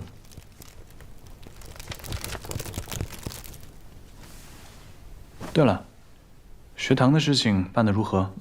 再过2、3日便都妥当了。让齐安把这封信转给大师兄，再加上一句，就说未在李雪琪前翻案，我们还有其他的法子。转告他务必不要以身犯险。是。不过公子，您好像对七姑娘的事越来越上心了，是不是有一点？有点什么？你吞吞吐吐的。我这么做不仅是为了七姑娘，更是为了感念顾大娘子对我的养育之恩。行，您说什么便是什么吧。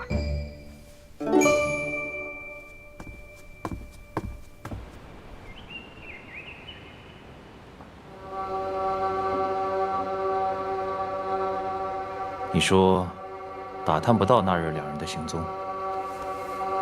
舅舅，当日远景阁十分混乱，无人瞧见这两人的踪迹。我命人去罗府暗地打探过，说七姑娘虽是被追杀，但和三公子都是当夜正常归家。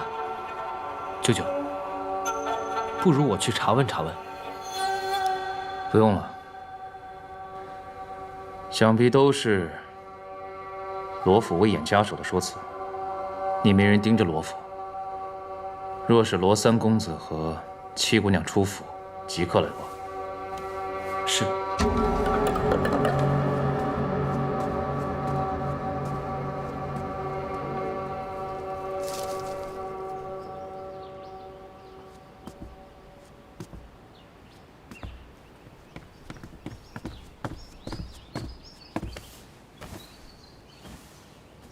姑娘，您瞧，这秋海棠都开花了。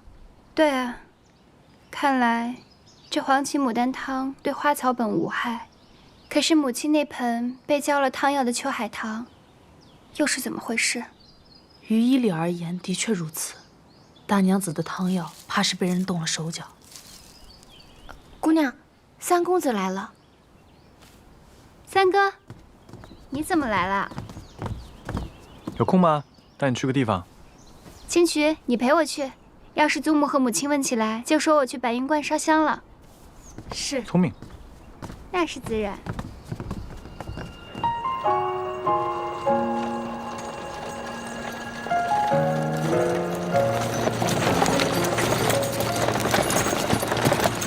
公子，到了。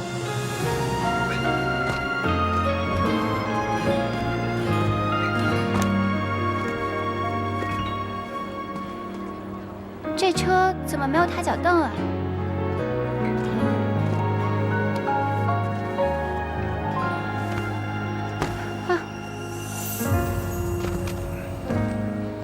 七姑娘见谅，我们公子平日里仗着自己腿长，都是直接跳下来的，所以没带脚蹬。你这话什么意思啊？说我们家姑娘腿短是吧？哎，七姑娘，我绝对不是这个意思啊！你别，你什么你？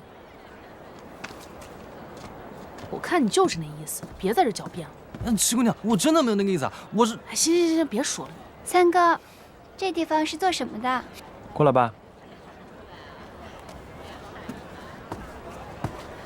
三哥，这是什么地方？跟我一起，拿着那边。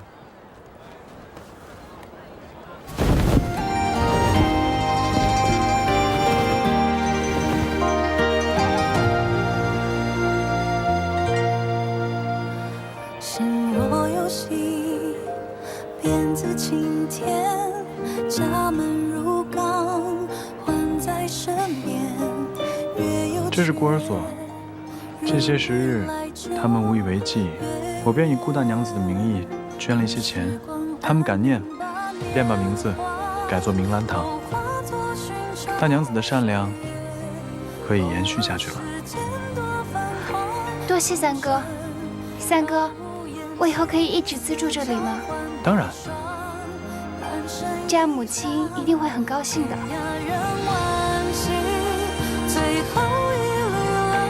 长吻，欲念乱嬉笑对我归途，云卷云舒都一身荒，候鸟一行到梦乡。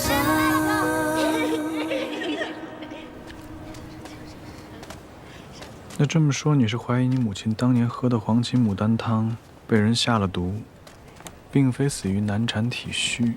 要不然。那秋海棠的死，作何解释？那盆秋海棠我记得，是你母亲养了10几年的老庄。不会无故哭死的。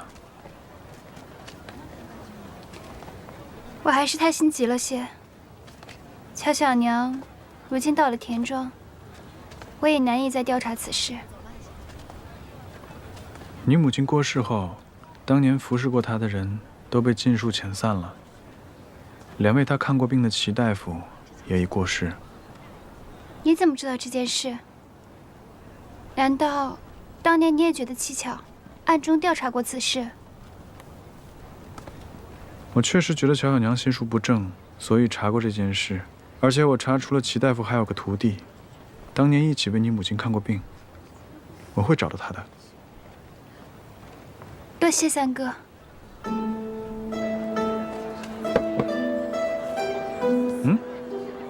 快去做吧。哎，谢公子。慢用啊。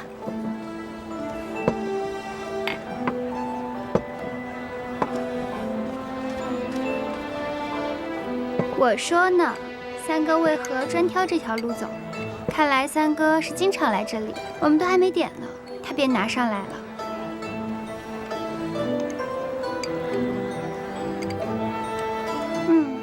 不知道三哥是冲着馄饨来的，还是冲这位娘子来的？是你一个女孩子家该问的问题吗？不问就不问，君子动口不动手。当然是为了这馄饨而来。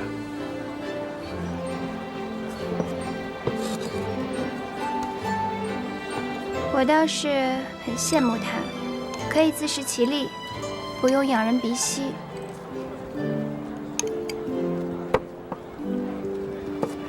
你是没见他为了一钱半钱心力交瘁，那也比依附于他人好吧？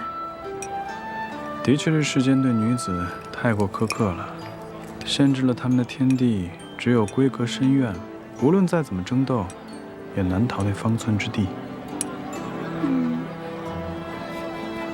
所以，我一定要离开这方寸之地，所求皆为我所喜。只要你喜欢，三哥都支持你。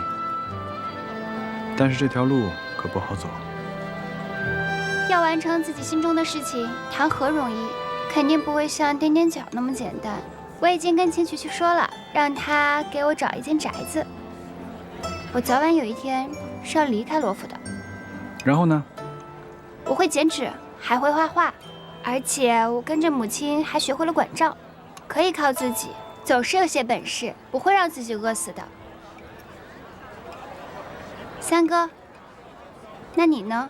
难道你要为了完成自己心中的事情，一直蛰伏在罗府吗？当然不会了。书中自有千钟粟，书中自有黄金屋。男儿玉碎平生志，6经勤向窗前读。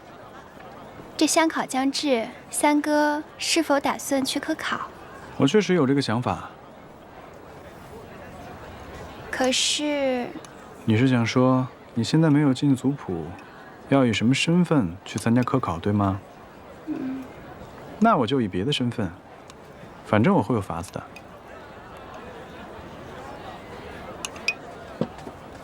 三哥，我帮你入族谱吧。七姑娘，您真能帮公子入族谱啊？那公子以后再也不是黑户了。回去吃你的。哦。三哥，只要你入族谱了，便可以像其他郎君那样堂堂正正的求学科考。这样的话，你若是入了仕，虽然罗府不是那么显赫，但是也可以在你的仕途上给你一些注意，而且祖母和母亲也是可以打心底里接受你的人。你想，6舅舅、6姐姐对你也很好啊，你就尝试着改变一下自己，接受嘛。这样我们就可以成为真正的一家人了。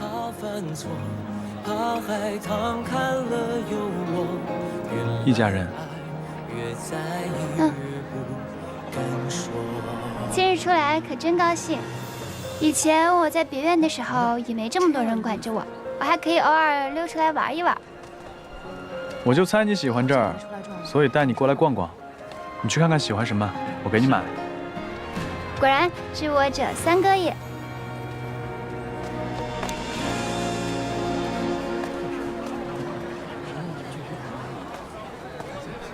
随便看看。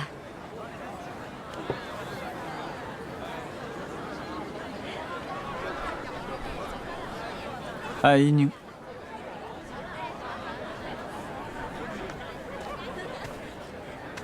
老先生，这些剪纸剪法可真多，可都是您亲自剪的。是啊，姑娘看来懂行啊。我自幼学过剪纸，懂一些技法。您的手艺真不错。你慢慢看啊。舅舅，那女子便是罗府七姑娘。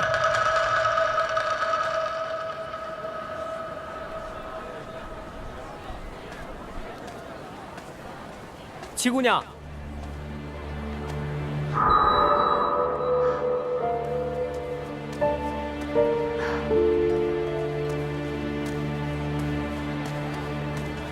七姑娘，这位是我舅舅，安北侯陆家学。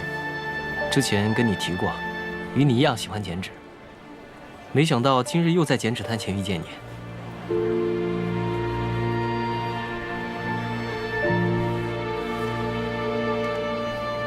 幸会啊，七姑娘，在下陆家学。姑娘怎会一个人在此啊？是和家人走散了吗？需要我们送你回去吗？他之前有演技，没看到我容貌。我若开口说话，会不会被他认出声音？姑娘，怎么不说话？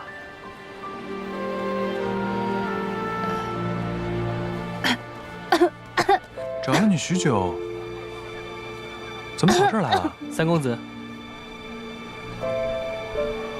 哦，陈公子。舅舅，这位是罗府三公子，罗慎远。久仰久仰，陆侯，陈公子。没想到陈公子在罗府跟我一面之缘，还能记得我。我俩虽未正式见过面，但山远兄曾遥遥替在下介绍过。今日恰巧同舅舅来此处，遇上了七姑娘，但七姑娘不知为何，怎么突然无法开口说话了？啊，舍妹近日生了一场大病，烧得把嗓子都烧坏了，还未康复。若有失礼之处，还请二位海涵。那身体要紧，七姑娘回去好好休养，祝你早日康复，期待再会。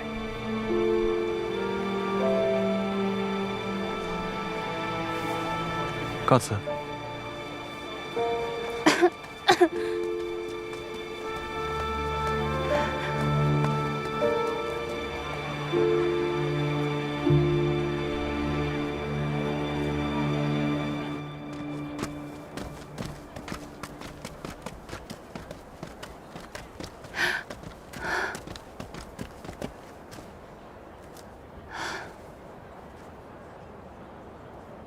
他们没对你做什么吧？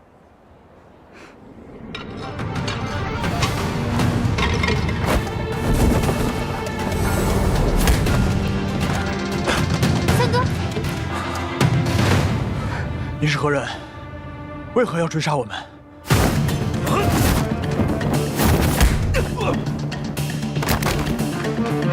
三哥。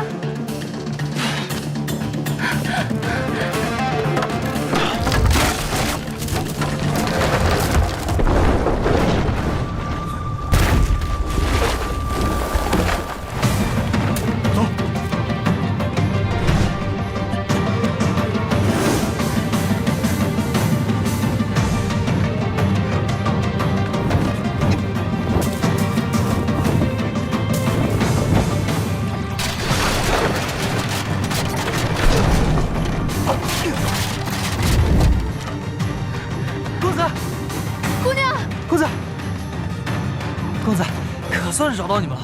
姑娘没事吧？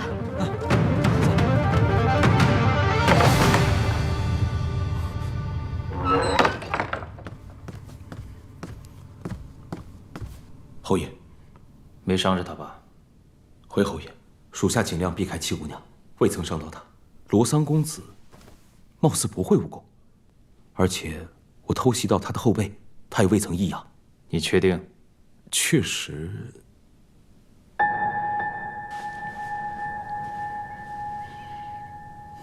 舅舅，难道你怀疑他是装成不会武功的？怪我没沉住气，先去试探了那姑娘，不知是否打草惊蛇了。罢了，是狐狸总会露出尾巴来。七姑娘那边，继续叫人盯着。是，舅舅。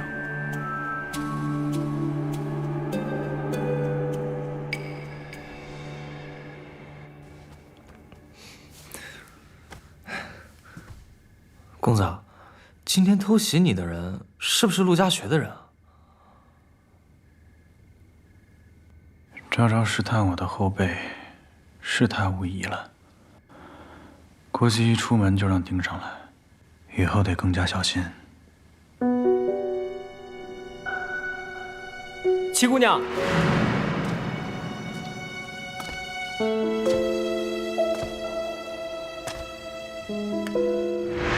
妹，等我眼睛好了，我希望第一个看到的人是你。是陆家学叫我来除掉你的。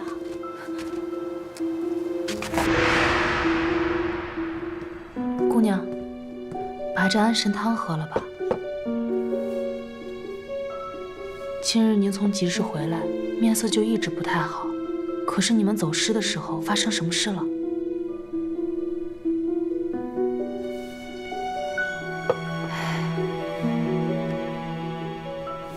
没事，我就是走得久了，有些乏了。你今天也累了，早点回去歇息吧。还有事，姑娘为何非要帮三公子入族谱呢？二爷怕是不会同意的。我除了帮他，其实也是在帮罗府。他资质甚高，若是有一天能入仕，前途不可限量。他要是可以掌管罗家，那对罗府、对祖母、对母亲都是好的。那姑娘打算如何帮他呢？我瞧老夫人对三公子的态度虽然比从前好些，但也不过如此了。水滴穿石，铁杵磨针。我相信，祖母早晚有一天会接受三哥的。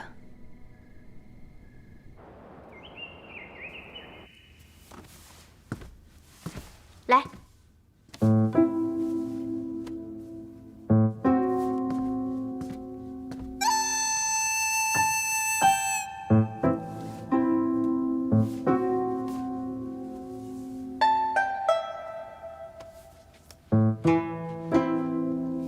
怎么样？大胆的说。回大娘子，六姑娘的腰围比上回，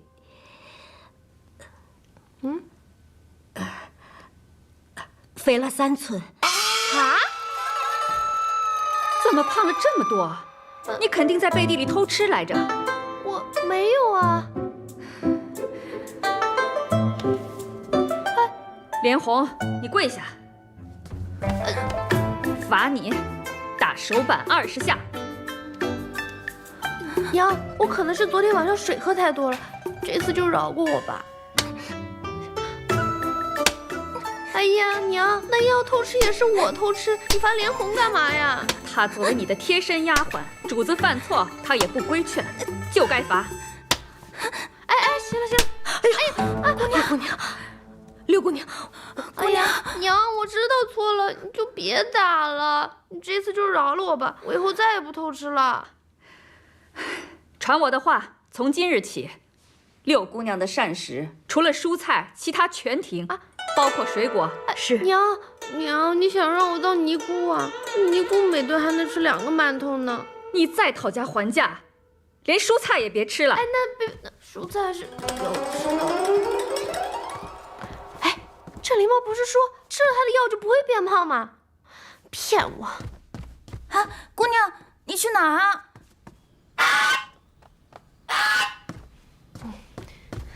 狸猫，你这个庸医，你这个骗子！怎么了？怎么了？我胖了。没有啊，我觉得你瘦了。还没有，我吃了你的药之后，每天都超级想吃东西，腰围长了3寸，你还好意思说我瘦了？你消消气嘛，这方子我也是第一次尝试，所以我需要你多给我一些反馈，这样我去调整一下方子啊。你拿我试药是吧？别！我发誓，我一定负责到底，我一定让你腰围1.8尺，我负责到底。我呸！你要干嘛？天堂有路你不走，五脏庙没门你自己往里闯。你别动富贵啊！哎呀，我看这鹅那么胖，我一会儿就要把它给吃了。你还给我！哎呀，你放开！那你别跟富贵一般见识嘛！你要是把它吃了，你娘会骂死你的。没关系，我先吃了它，再跟我娘请罪。哼！你别动富贵啊！哎呀，哎呦！医生，你忍着点儿。你这药抹了我手不会烂吧？你可以说我目不识丁、胸无点墨，但你不能质疑我的伤药啊！不信你去问。算了，你爱信不信吧。好像是不怎么疼了，还消了点肿。这个好，回去给我连红用。这药可老值钱了。送你了，当我给你赔罪了。还有啊，我肯定会做到让你腰围1.8尺的，这事关我的信誉。我这就给你重新配药。重新配。不是，你不是进京来赶考的吗？我每天都在干别的事儿。我看轩哥和山哥他们每天都在读书啊。我天赋异禀啊，科举前2天看书就行了。哦。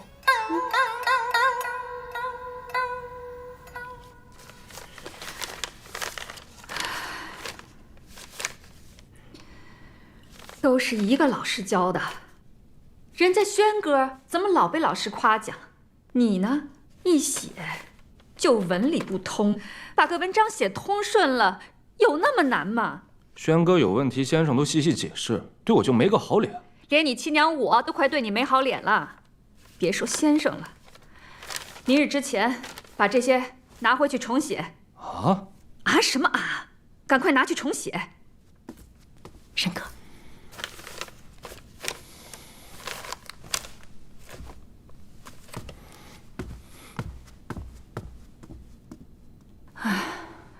大娘子别太担心了，山哥还小。小什么小啊？眼看就要乡试了，以他现在这个资质，怎么参加科考啊？今年若是考不上，又要等3年。想当初我们大郎才4岁，便已启蒙，天资聪颖，人见人夸。若我的大郎还在，我何至于操心至此啊？大娘子，大郎都已经走了那么多年了，你也别太伤心了。于秀贪吃，山远偷懒，也就一遇算是乖巧，可是也只是个姑娘啊。你说说，我这命怎么这么苦啊？大娘子放心，咱们山哥一定会有出息的。对了，我要给山哥请名师的事情，我大哥怎么说？正要和您说这事儿呢。这是陈家大爷托人送来的明光木，给我安排个时间，我要亲自上门邀请。若是将来山哥真有个名师大儒推荐作保，说不定啊，受恩印也能得个官职。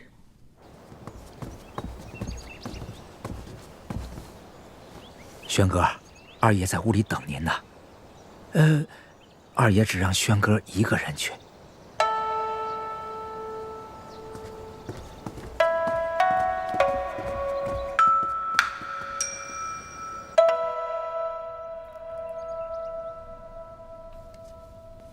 回去继续用功，过几日写篇新策论给为父看看。轩辕，乡试在即，你不可懈怠。为父希望你一举高中，为我们罗家争光。是，父亲。下去吧。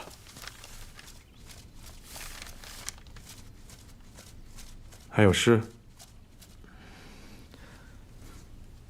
说。父亲还在生小娘的气，连吴姐的面都不肯见一见吗？不管小娘犯了什么错，吴姐姐毕竟是父亲的亲生骨肉啊。后院的事你少管，把这些心思都给我放在功课上。自从小娘走后，碧莲阁的吃穿用度都大不如前。吴姐为了我，跑前跑后，遭人白眼。今日酷暑难熬，吴姐怜我读书辛苦，去叫人取兵来，却都不能如愿。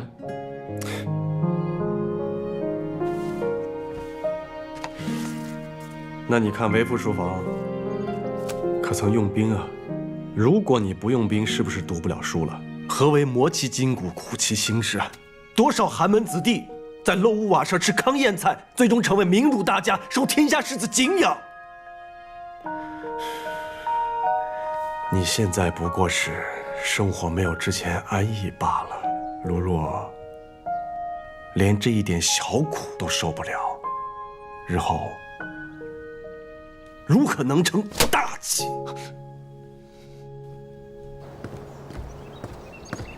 轩哥，轩哥，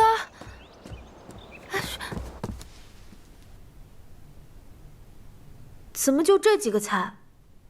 厨房说每房都有电力，咱们碧莲阁之前都是自己开小灶，吃的太好了。这叫什么话？你，轩哥。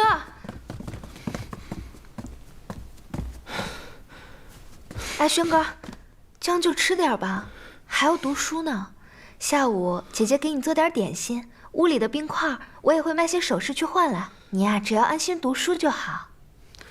这不是几块冰一顿饭的问题，这是屈辱。所以你更要发愤图强，好好读书，以后出人头地。爹爹只有你这么一个儿子，即使现在对你严苛，只要你将来高中，咱们院又能过回以前的好日子，小娘才有机会回来。小娘被打了50杖，送去田庄，也不知道现在日子过得怎么样了。轩哥，你是我们唯一的希望了。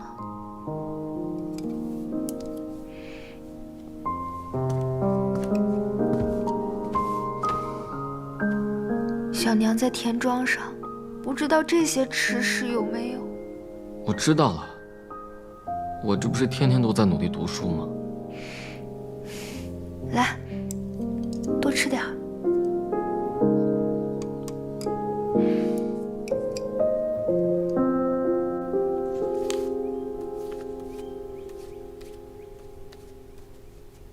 哎呀！哎呦，我说你这个字练的，心浮气躁，心神不宁。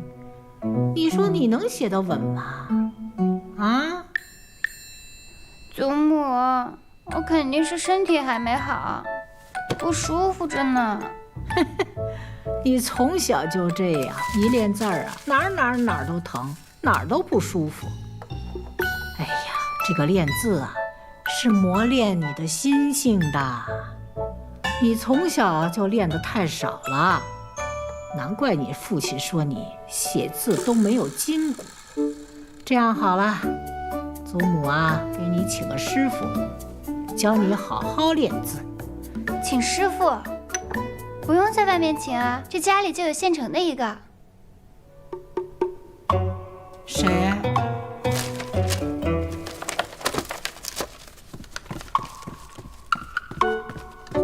哎呀，扶我起来。给您看看，这是三哥的字，端庄雄伟，气势开阔。您瞧瞧，他不仅字写得好，这文章也做得好着呢。入木三分，风透纸背。你说你父亲从来都没待见过他，也无人精心教养，他竟然能做到这种程度。唉，是因为三哥一心向学。祖母，这朝中大儒也有像我三哥这样出身寒微，但是自学成才的吗？嘿，你今儿个巴巴的拿了这么多东西来让我瞧，完了还替他说了这么多好话，我说你这心里啊，到底藏的什么鬼主意啊？祖母，我想帮三哥入族谱，我想让他在罗府堂堂正正的做郎君。是他让你来求我的？当然不是，我是想着他一心一意的护我、帮我，我要是能为他做点什么就好了。哎呀，这件事很难呐，你父亲一直介怀他生母的身份，不让他入族谱，只是圈养在府中，要他承认难。祖母，只要您同意，父亲那边总会有办法的。而且，若是他能够以罗府身份参加科举，若是高中，那岂不是也能让我们罗府光耀门楣吗？行了，这件事祖母会好好想想啊。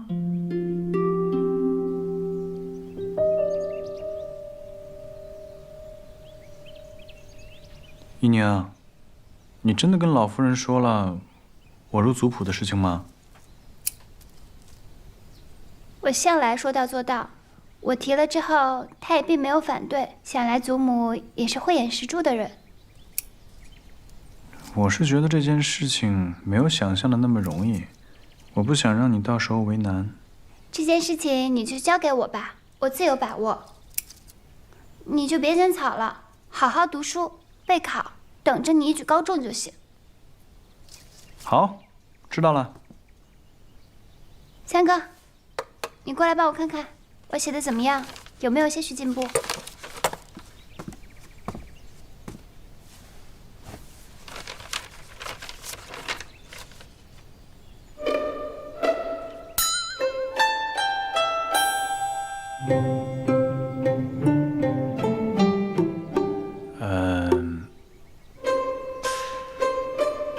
字形不正啊，歪歪扭扭，字如其人啊。你字形不太正，先不说这字好不好，你起码得写得正气。来，我写个给你看看。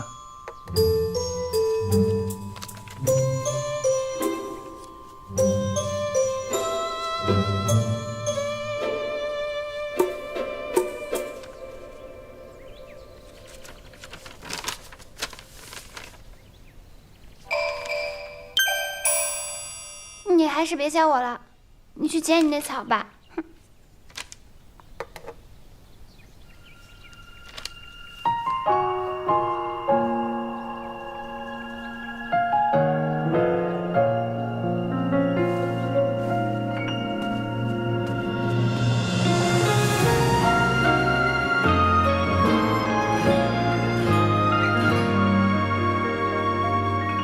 陆家学好像也对你起疑心了。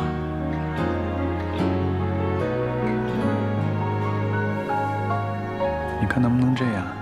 以后出门的时候，多叫几个人陪着你。还有，以后要是再遇到了危险，绝对不可以挡在我的身前，要马上就跑。那怎么可以？你救我几次雨水火，我怎么可能不保护你啊？惹一场漫天烟火，换难过，谁是因谁是结果。公子，七姑娘，齐大夫的徒弟找到了。好，换上雪芝的衣服，咱们一起出门。好。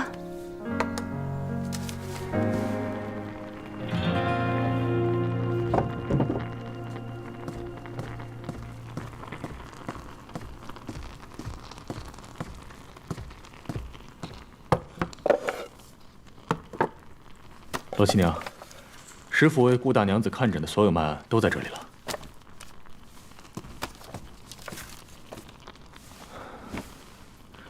顾大娘子因为生产亏空了身子，罗府的人便叫师傅为她调养。所有的脉案，齐大夫可都有保存？这倒也不会。但说无妨。啊，师傅说，顾大娘子虽然亏空了身体，但如果慢慢调养，未必不能痊愈。只是不知何故，这几副药下去，明明已经有所好转，但却突然亡故。师傅也是不得其解，故而才留下了所有的脉案，也会时常翻阅。我母亲是突然过世。齐大夫也曾为我母亲的死有疑虑。或许是对事情有疑，或许是因为病情中有未曾发现的疑点，这些我们都无法论断。齐大夫可曾为我母亲开过黄芪牡丹汤？开过。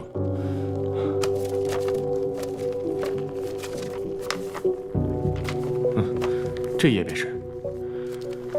这是一味寻常的补药，这药方也基本都是一致的。那会不会是有人对这药方动了手脚？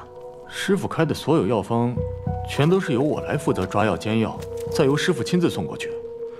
这顾大娘子突然身亡，师傅也是非常奇怪，多次检查过药渣和药方，没有发现什么异常。